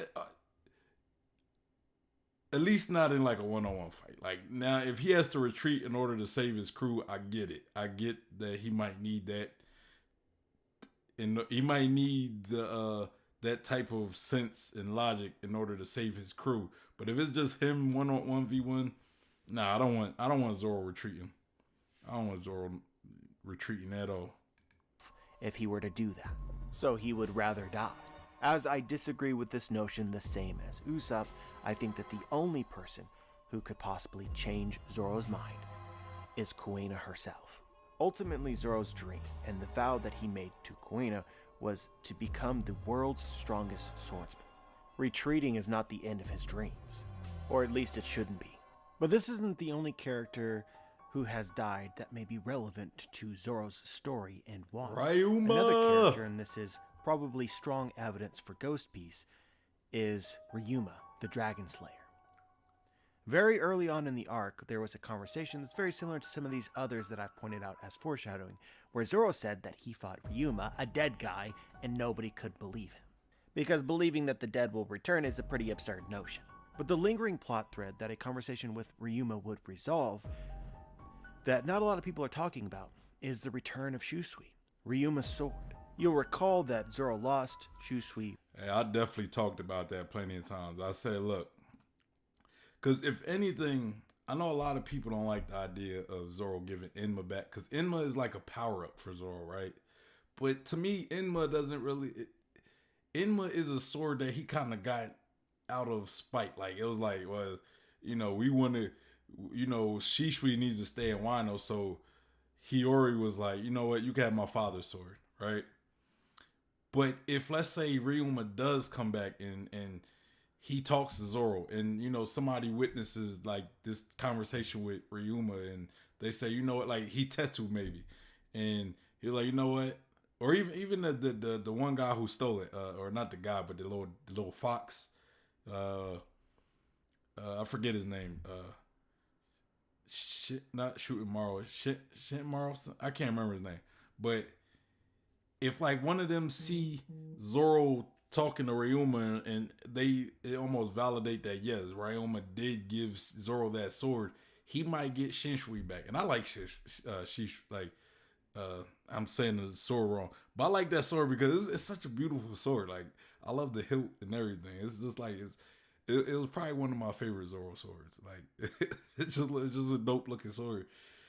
But like okay, a lot of people like they want Zoro to keep Enma, but I believe that Enma should stay with Hiyori because that's her father's sword, and Zoro should get Shisui back. And in order to I think that Zoro giving Enma back, it would almost nerf Zoro again. You know, he got this power up in this new sword, this very strong sword, so nerf him again. So it's like I think there would have to be some way to counter that nerfing, and I think the best way you could possibly counter such nerf, the fact that Zoro's giving up such a strong sword in return for Shisui, is maybe Zoro still has the Hitetsu blade, right? I think Hitetsu 3, I think that's what it is. And I think there was the other Hitetsu blade. It was either 2 or 1. I can't remember which one it was. But there's 2 Hitetsu blades in Wano. So possibly, if somebody such as Tenguyama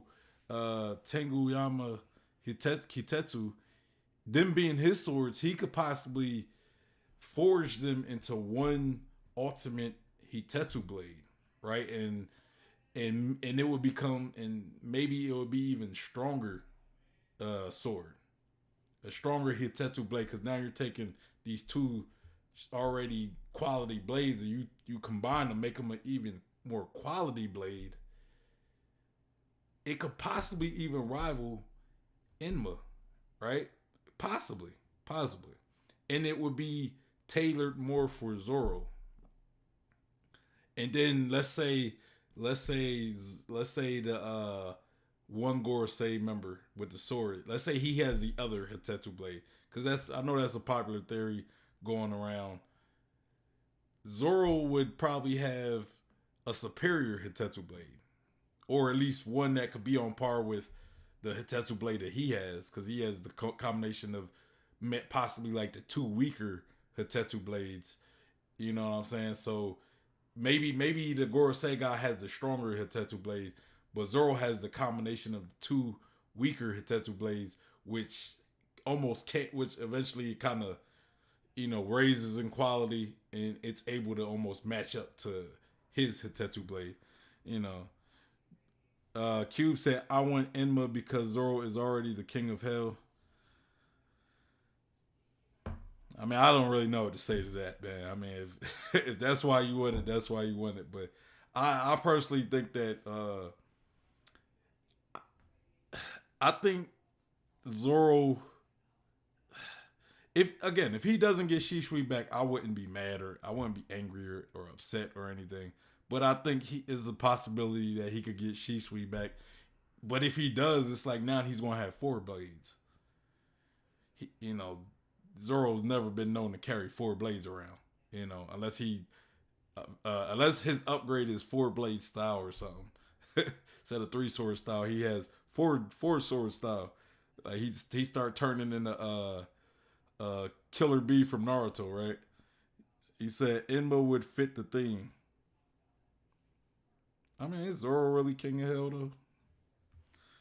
I don't know. That's not. I don't feel as strongly as you do on that aspect. But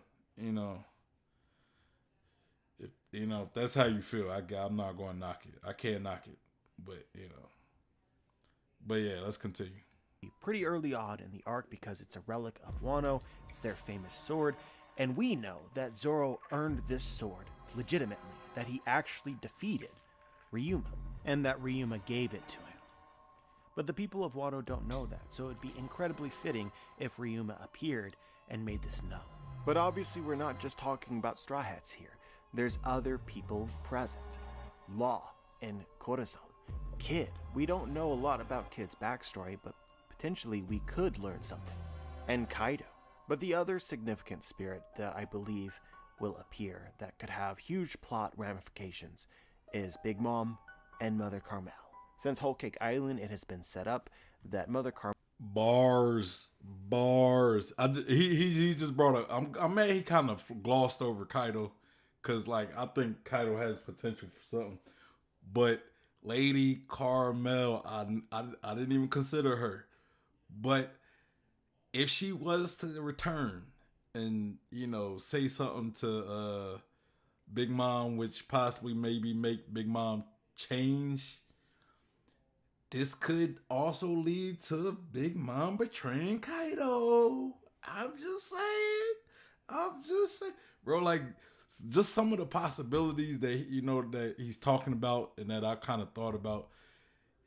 I just feel as though they leave a lot of room for some of the predictions that I made earlier that might seem a bit of a stretch, right? Like I said, one thing I've always been on record saying, I think Big Mom could potentially betray Kaido, and that helps lead to Kaido's defeat. Especially, I think that would serve two things. If she betrays Kaido and leaves, it would serve Kaido's defeat, and it would make it to where Big Mom is not defeated. Even if she's still not an ally of the Straw Hats, she's not defeated, but she she leaves and she's, she could be saved for Elbath. Because at this point, I'm thinking it might be a possibility that both Yonko could pretty much stay in Wano until the end of this fight. You know, and if Kaido goes down, I think Big Mom is gonna go down as well. Because Big Mom looked like she might be going down soon. She's been worn down. Like it's to a point where Kid and Law might be doing a good bit of damage. Same with Kaido. So, there's that. But yeah, Lady Caramel coming and talking to Big Mom could definitely change the game in some aspects. Caramel is very important to Big Mom.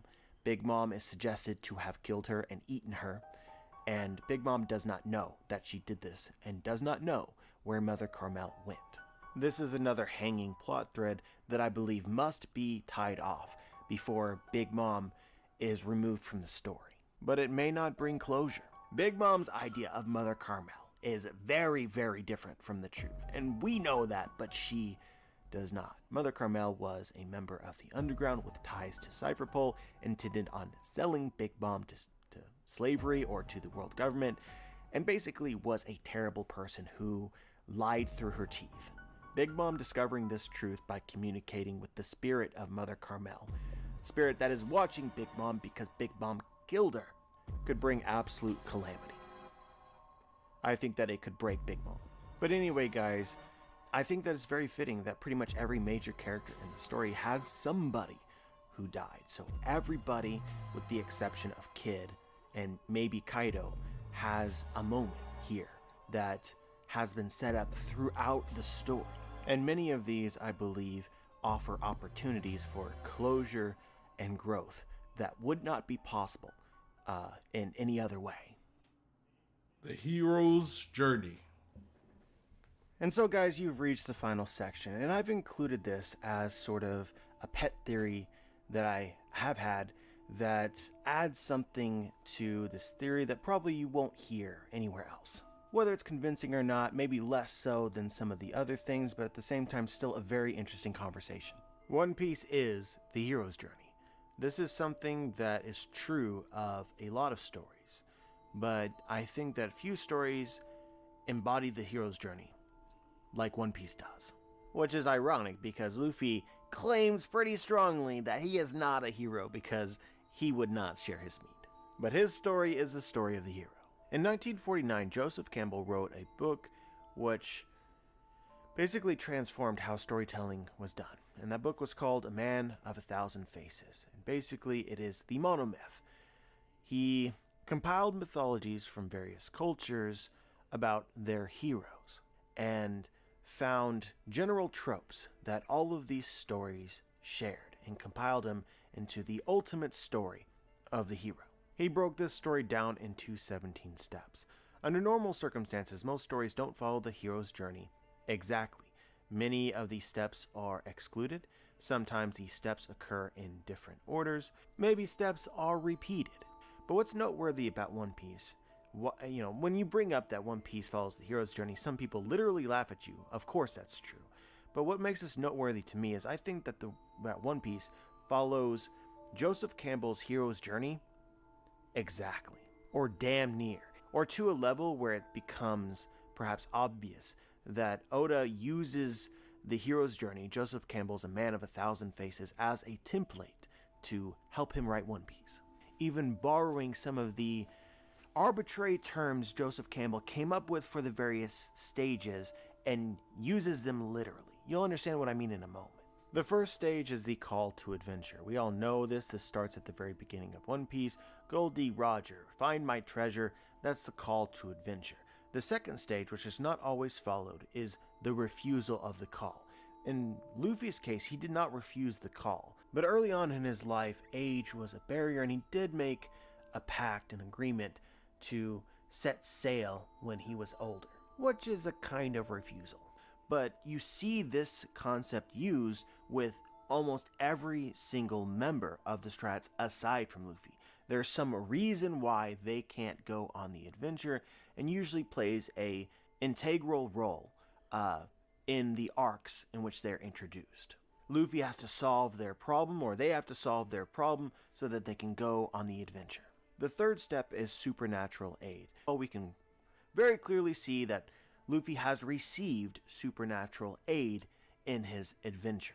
His devil fruit. This supernatural aid, often a talisman, is given to the hero usually by some kind of mentor. In the story of One Piece, this is Shanks. It's additionally possible that Luffy has received supernatural aid through the Straw Hat. I don't really want to get into that here, but I'm just throwing that out there. This could be another talisman, as it is possible that the hat carries some kind of will. The fourth step is the crossing of the first threshold. This is the point where the hero actually crosses into the field of adventure, leaving the known limits of their world and venturing into an unknown and dangerous realm where the rules and limits are unknown. This step in One Piece was reached when they entered the Grand Line. It's pretty self-explanatory. This one is also self-explanatory. The fifth step is called Into the Belly of the Whale. After reaching the Grand Line, Luffy and crew are literally swallowed by the whale Laboon. What's most noteworthy about this step and what it essentially proves is that Oda read the hero's journey, because into the belly of the whale, immediately after passing the first threshold, that is a word, a title that Campbell made up. Not every story from folktale, every mythology had the hero enter the belly of the whale. That was just a random choice that Campbell decided to use to illustrate a deeper concept. The metaphor here is that by going inside the belly of the whale and coming back out, you are reborn, ready to face your trials. In the case of One Piece, the trials that follow are the Grand Line and the islands. But in One Piece, it's quite literal. It is as if Oda was literally inspired by the made-up names that Campbell came up with in order to notate his steps. I don't want to get into the next step of Joseph Campbell's hero's journey because I think that it requires a lot more discussion that isn't relevant to this video, although there are several juicy nuggets and it's a can of worms on its own. But Joseph Campbell isn't the only one who tried to create a guide of a classic hero's story. There are other famous books that basically do the same thing in different ways and have different titles for the various steps.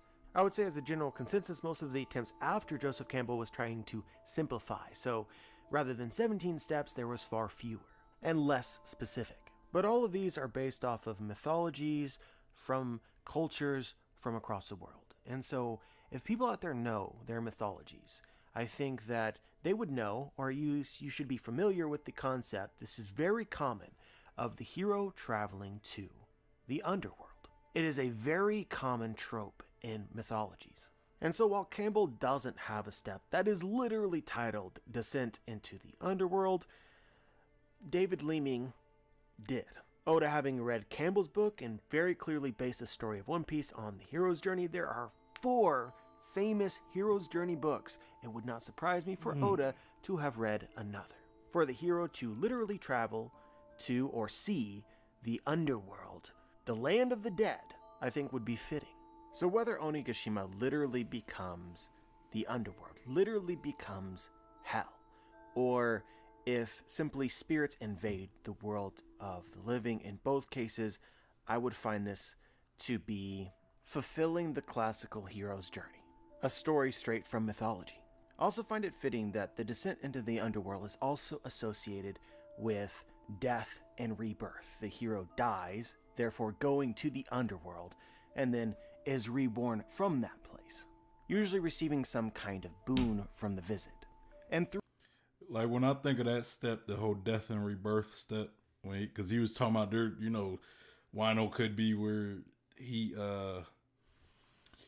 he goes to the underworld, but not literally. Maybe the underworld comes to the real world. For me, I think the best example of the whole death and rebirth thing in Wano, it wouldn't necessarily be Luffy dying. I would say Marineford, right? Or not Marineford. Sabaody, I mean. Up to Marineford is Luffy's death and rebirth. And why do I think that? Because the death part, right? The death comes from First, him losing his crew, like them getting split by Kuma, and then him having to literally go to Impel Down to save his brother, and that you could say Impel Down's like hell. Impel Down was like hell. You know how they tortured people and stuff. He literally went. You know, that's probably one of the closest things to the underworld that we could say at this point. He literally goes to Impel Down to go save his brother. Almost dies like twice in Impel Down alone. Then he goes to Marineford and he watches his brother die. And where the death is, the death isn't necessarily him almost dying twice, even though you could consider that as well. But the death would be when he loses his brother. It's almost like he died figuratively, not literally, but figuratively he died. And then with the help of Jinbei and eventually Rayleigh, he was able to be reborn into, you know, almost a new person. You know, he had he was a little more serious, understand that, you know, things ain't a game. You know, people like death is real, and that he still has his crew. Even though he lost his brother, he still has a crew. He still has a family. So I think that was the rebirth part. Like if we're talking about the overall story, I would say that's where the death and rebirth is. Because now when you look at it, when you look at this little thing from start, the death and rebirth is almost like in the middle. It's like the halfway point. And when we look at Marineford and Impel Down and all that happened. Now I don't know if it's exactly the middle. Like we would literally have to see the whole span of how long the series lasts. It might not be exactly in the middle to really say that, but it happened in it happened during the time skip. So we get the pre-time skip and the post-time skip. The death and rebirth was the time skip. You know, it was the death of the it was the death of the previous Straw Hats. Not even just Luffy. You could say the Straw Hats in general. It was the death of what the Straw Hats were, and then it was the rebirth of what they became. So yeah. But I don't think Wano is the death and rebirth, because, like, you know, especially with the whole them going to the underworld or whatever. Throughout Wano, especially in Onigashima, there are many characters that outright state their intent to, or the likelihood of, their death. For this to be the theme just prior to the descent into the underworld, the visit with the afterlife, thematically makes sense even if it doesn't end up being literally true. But I do wonder if it is going to be literally true. This is something that is very difficult to argue persuasively. This is just pure headcanon, an idea to throw out there that is very cool. But a lot of this ghost piece ideas that I've been throwing at you has been mellow. I've tried to mellow it so that it is more palatable, so it doesn't sound like total fan fiction. And stay away from ideas that maybe are more controversial, which will muddy the conversation unnecessarily, because Oda's going to do what he wants to do. Such as, we never actually go to the land of the dead, it's just the spirits visit the land of the living and we see them. These spirits communicate with our heroes, they encourage them, allow them to push past their limits in order to defeat their foes. But what if it's the opposite? What if instead of the spirits visiting the land of the living here in Onigashima visit the land of the dead? A hypothetical question: can a living person die in the land of the dead? I believe that there are an enormous number of people, some of them significant, that are very, very close to death right now. And we still have chapters, presumably, until this idea becomes reality, if it happens. The character that comes immediately to mind is Zoro. Zoro is literally about to die. That is everything that the story has suggested up until now. We know that Zoro will survive. However, as of right now, we should assume that he is the main character who will come closest to death ever in the story. It's to the point now in the very last chapter that Zoro sees the literal Grim Reaper. Do we know if that's literal Grim Reaper or not? No, we don't know that. But it doesn't change the fact that he is dying. You know what I just thought of? Like, what if the Grim Reaper? Because I went about like saying it was Brooke, but what if it's the manifestation of Enma, right? Since Enma is like Cube said in the chat, he said Enma was is the other word for, or it means the king of hell. Like Enma means king of hell. So what if it's the manifestation of Enma? And this and this will coincide with with the theory I've heard of this being what makes Enma a black sword. And if this is the manifestation of Enma, this like Enma manifests when its user is close to death. You know what I'm saying? Enma being the king of hell manifests when its user is close to death. And that might be what makes the blade black. Maybe Odin never really came close to death because we see how tough Odin was. I mean, the closest Odin came to death was actually dying, but he never came close. Like, I don't know if Odin ever came close to death and still survived, because Odin was tough. Like, not many people was really just beating up Odin. I mean, Whitebeard and Roger maybe, and not even so much Whitebeard. Whitebeard was kind of on the defense that time. I don't think Whitebeard was really looking for a fight, but Roger definitely was looking for a fight when they encountered each other, and Roger pretty much did Odin in pretty easily. So, and seeing the Grim Reaper alludes to that setup. So the question is how does Zoro survive? And Oda can take this very safe. A safe way is that he simply doesn't, right? We've seen him before, for instance, in Thriller Bark when he took Luffy's pain. He came very near to death, but he just didn't die, as far as we know. If Oda plays it safe, what is happening now with Zoro is going to be no different than what happened to Thriller Bark. It's just Zoro getting very, very close to death, but this is not an escalation in any way.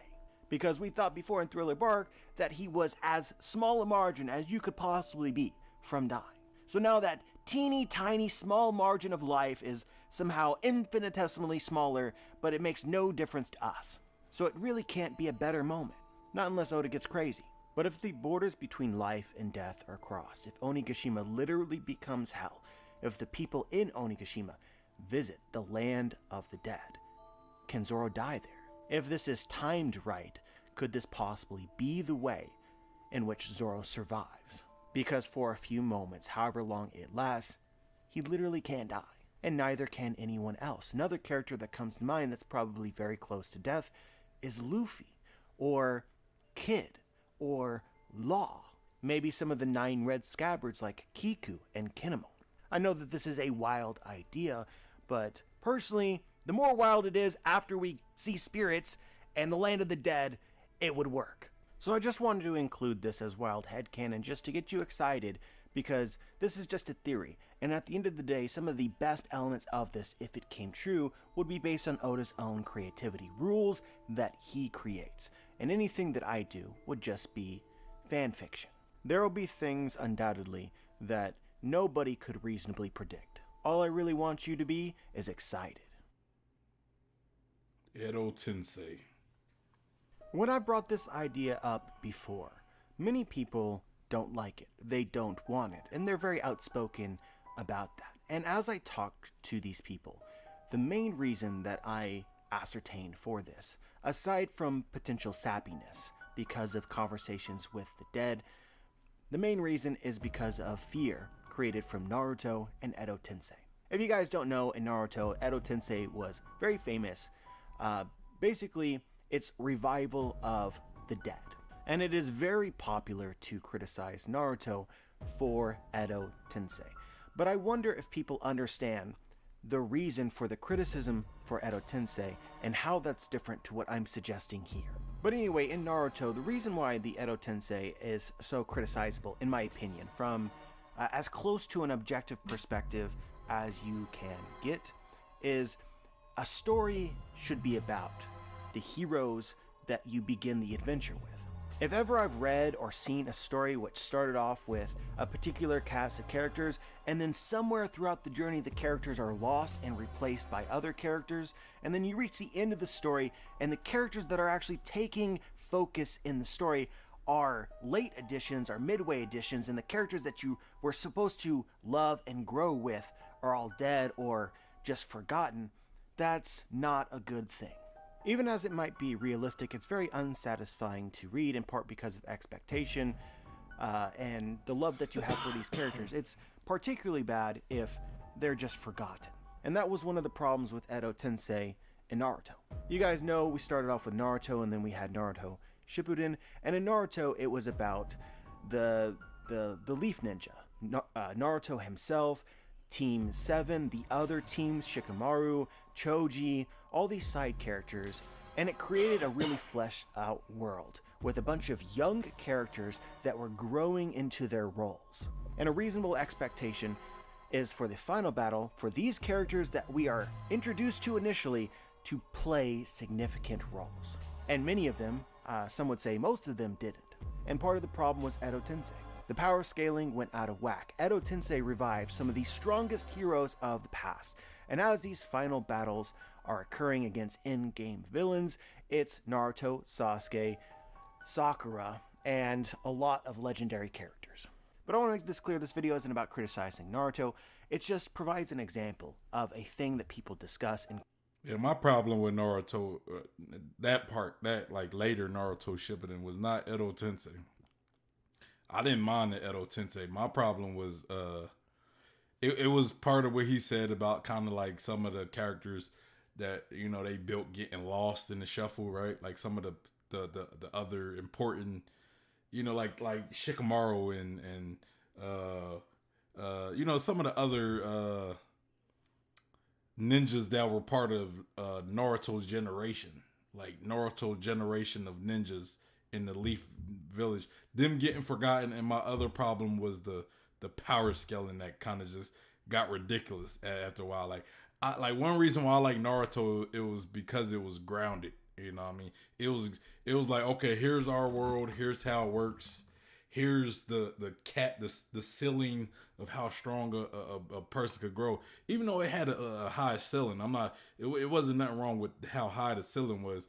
It was just, now they start getting to parts where it was starting to become like, where they was trying to become like Dragon Ball Z, where it was like, oh, let's try to compete with Dragon Ball Z, when it was, before it was more grounded, you know, like the power scaling was a lot more grounded, to where it was like there was limits to how far a ninja could go. Some ninja had like higher ceilings, but even then it was still a ultimate ceiling, right?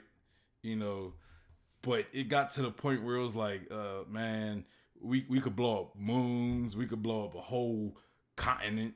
Like, come on now. Like, to me, that's where I had a problem with it. I liked the limitations that was put on it, but then after, like, it was like in the middle of the war, right?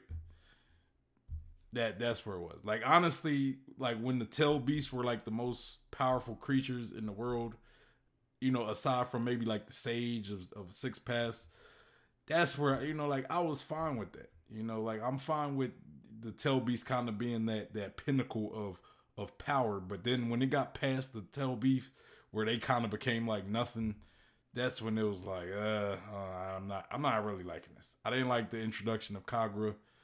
I mean, yeah, I wasn't really happy about that. Still love Naruto though. Still love it. Criticize in general. It doesn't matter which story, manga, anime it is. You don't want to revive overpowered dead.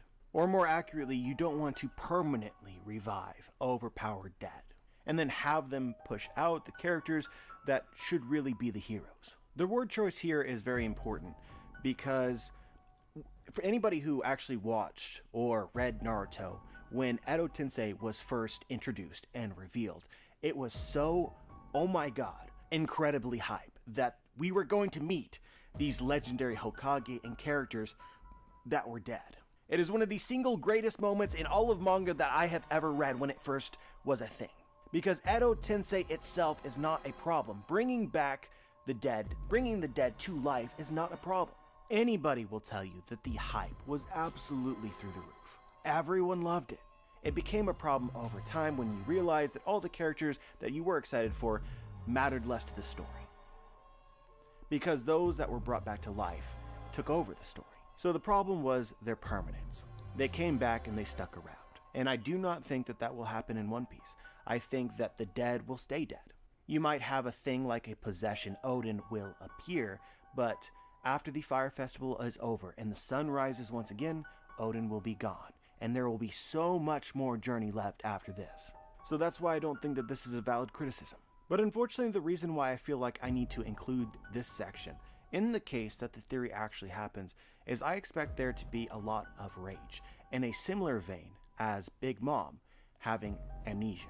People have it in their mind that Edo Tensei is bad. The moment that a character comes back to life, Man, people gonna complain. People always gonna find a reason to complain. That's probably my only real big problem with like the anime community. Not just, I meant the One Piece community specifically, but anime community in general. It's like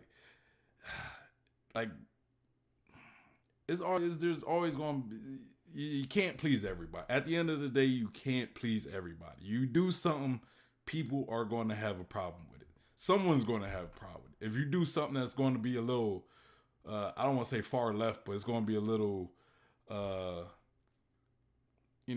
some major thing that, could change the game. When you do some type of game changing thing or some major thing, people, there's going to be people who's going to have their gripes about it. I remember when we got the whole Toki thing coming from the future, coming from the past, a lot of people didn't like that.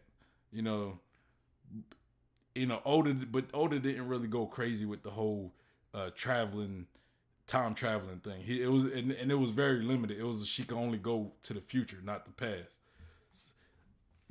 So Oda did well with it. Oda managed it very well. But people was crying about it before the fact. And the whole amnesia thing, people complained about. And I get it. I wasn't crazy about the amnesia aspect either. Don't get me wrong. But it had to push the narrative somehow. And it kind of was, I guess there could have been other ways Oda went about it. But it helped push the narrative. And you look at it now, it's not even that big of a deal. Like, nobody even really, it's not the end of One Piece. Like, Big Mom's amnesia did not kill off One Piece. But, let's wrap this up. We're going to see incredible amounts of saltiness. People will immediately decide that it's bad and that they hate it because of the discourse that surrounds it. And people saying that it's terrible because things like this are just inherently terrible. And it's not true. A trope exists because it is very popular. It works. Joseph Campbell was a... Thank you. Pete, I don't get why people have a problem with certain tropes. It exists because it works. A lot of stuff aren't tropes because they don't work well. But there's certain things that Oda, like people complain about certain tropes that are followed, but it's like it works. Amnesia is a common trope because it works. It works when you need something to happen and you need it to happen reasonably. It works. So, and there's other tropes that I could get into that people just complaining. It's just like, bro, it works though. Like, why are you complaining? Like, I get it. It's not the first time it happens. It happens a lot in other stories, but they are tropes for a reason. They are tropes for a reason. Able to write A Man of a Thousand Faces, and all of these cultures created hero stories that could be defined in similar ways because of shared tropes that were universally popular. A trope exists because people read stories like this and it really worked. There are of course examples of stories that used a trope and didn't do it well or didn't do everything well, and that's when you have criticism. There's nothing inherently wrong with amnesia, the same as there's nothing inherently wrong with Edo Tensei. But there are traps and pitfalls that you should know about and avoid if you're going to use them. Because when you fall into the pits... Yeah, I mean, like, I heard some people say, like, with the amnesia thing, it was lazy. And I get it. But it's still a trope. It works. It serves a purpose. Sometimes it's not about being lazy. It's about you need a purpose. You need a purpose that's solved, right? You need something to happen, and it's like, how do I go about it, right? How do I go about getting from A to B where it makes sense? And sometimes you don't have many options that could turn out well. Like sometimes you try to go a different route, it could end up making more plot holes and more holes, and it could actually do more damage. Sometimes going the easier route is the better route. You know what I'm saying? Sometimes the best route to go is the path of least resistance.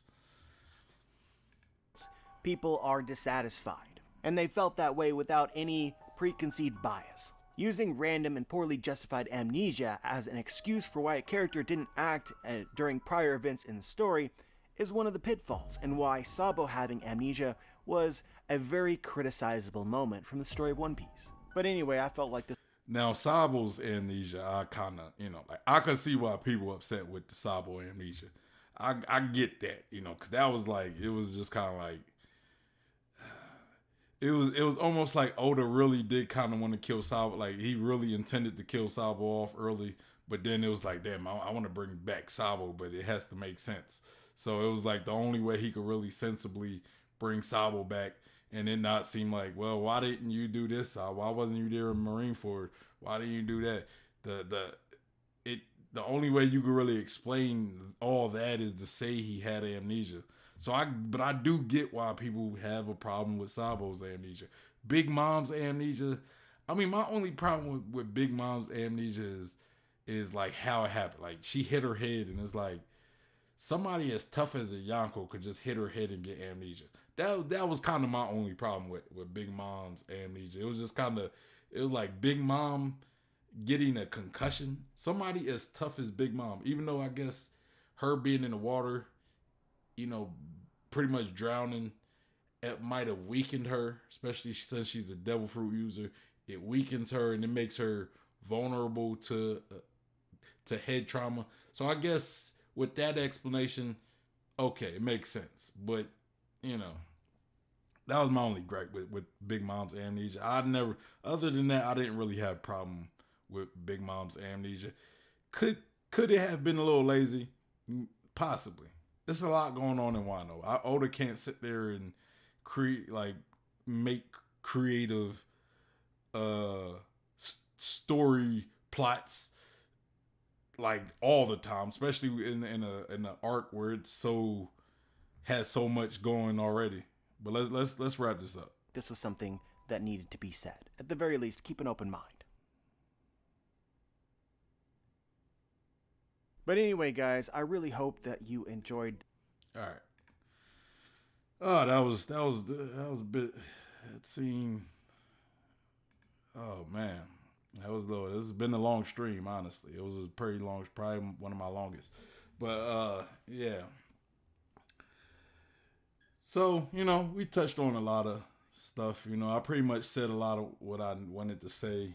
I don't want to just go on and summarize things to stretch this stream out any longer. But yeah, I agree with a lot of stuff he said. I think bringing the dead back, I think it's been foreshadowed, and I think it could happen. Do I know that it's going to happen? No. Do I, is it like guaranteed to happen? No. But I think Oda has set a lot of groundwork for it to happen. And, I would like to see it happen. I know some people may not like it, the whole Edo Tensei thing. I really don't. I don't care. I'm not one to really care what people get mad about. Oh, don't do that. Don't bring dead back. Whatever. It's a trope. It's not going to kill the story at the end of the day. But anyway, it's your boy Sean P, the Bluff Guy. Hey. And yeah, it's been a good stream. Good stream. a little lengthy, but yeah, y'all make sure y'all hit that like button if you already didn't. Subscribe and hit that bell for notifications so you know when I go live. I'm also doing a giveaway at 50 subscribers. I will be giving away 2 of those Straw Hat Jolly Rogers, one each to 2 subscribers, and details will be expanded on after I hit that 50 subscriber mark. You know, I'm looking at maybe next Sunday if we hit it. If we hit it between now and next Sunday, yeah, we'll I'll definitely have more information, more details on how the giveaway is going to happen by then. But yeah, also follow me on Instagram, Twitter, my Facebook page. Join the One Piece Discord or the One Piece Facebook page. All the links will be in the description, as well as the link to the original video, so you can go to that video and give it a like if you like what you've seen from Joy Boy Theories. And yeah, that's all I really got. Y'all have a good rest of your night. I am out of here. Peace.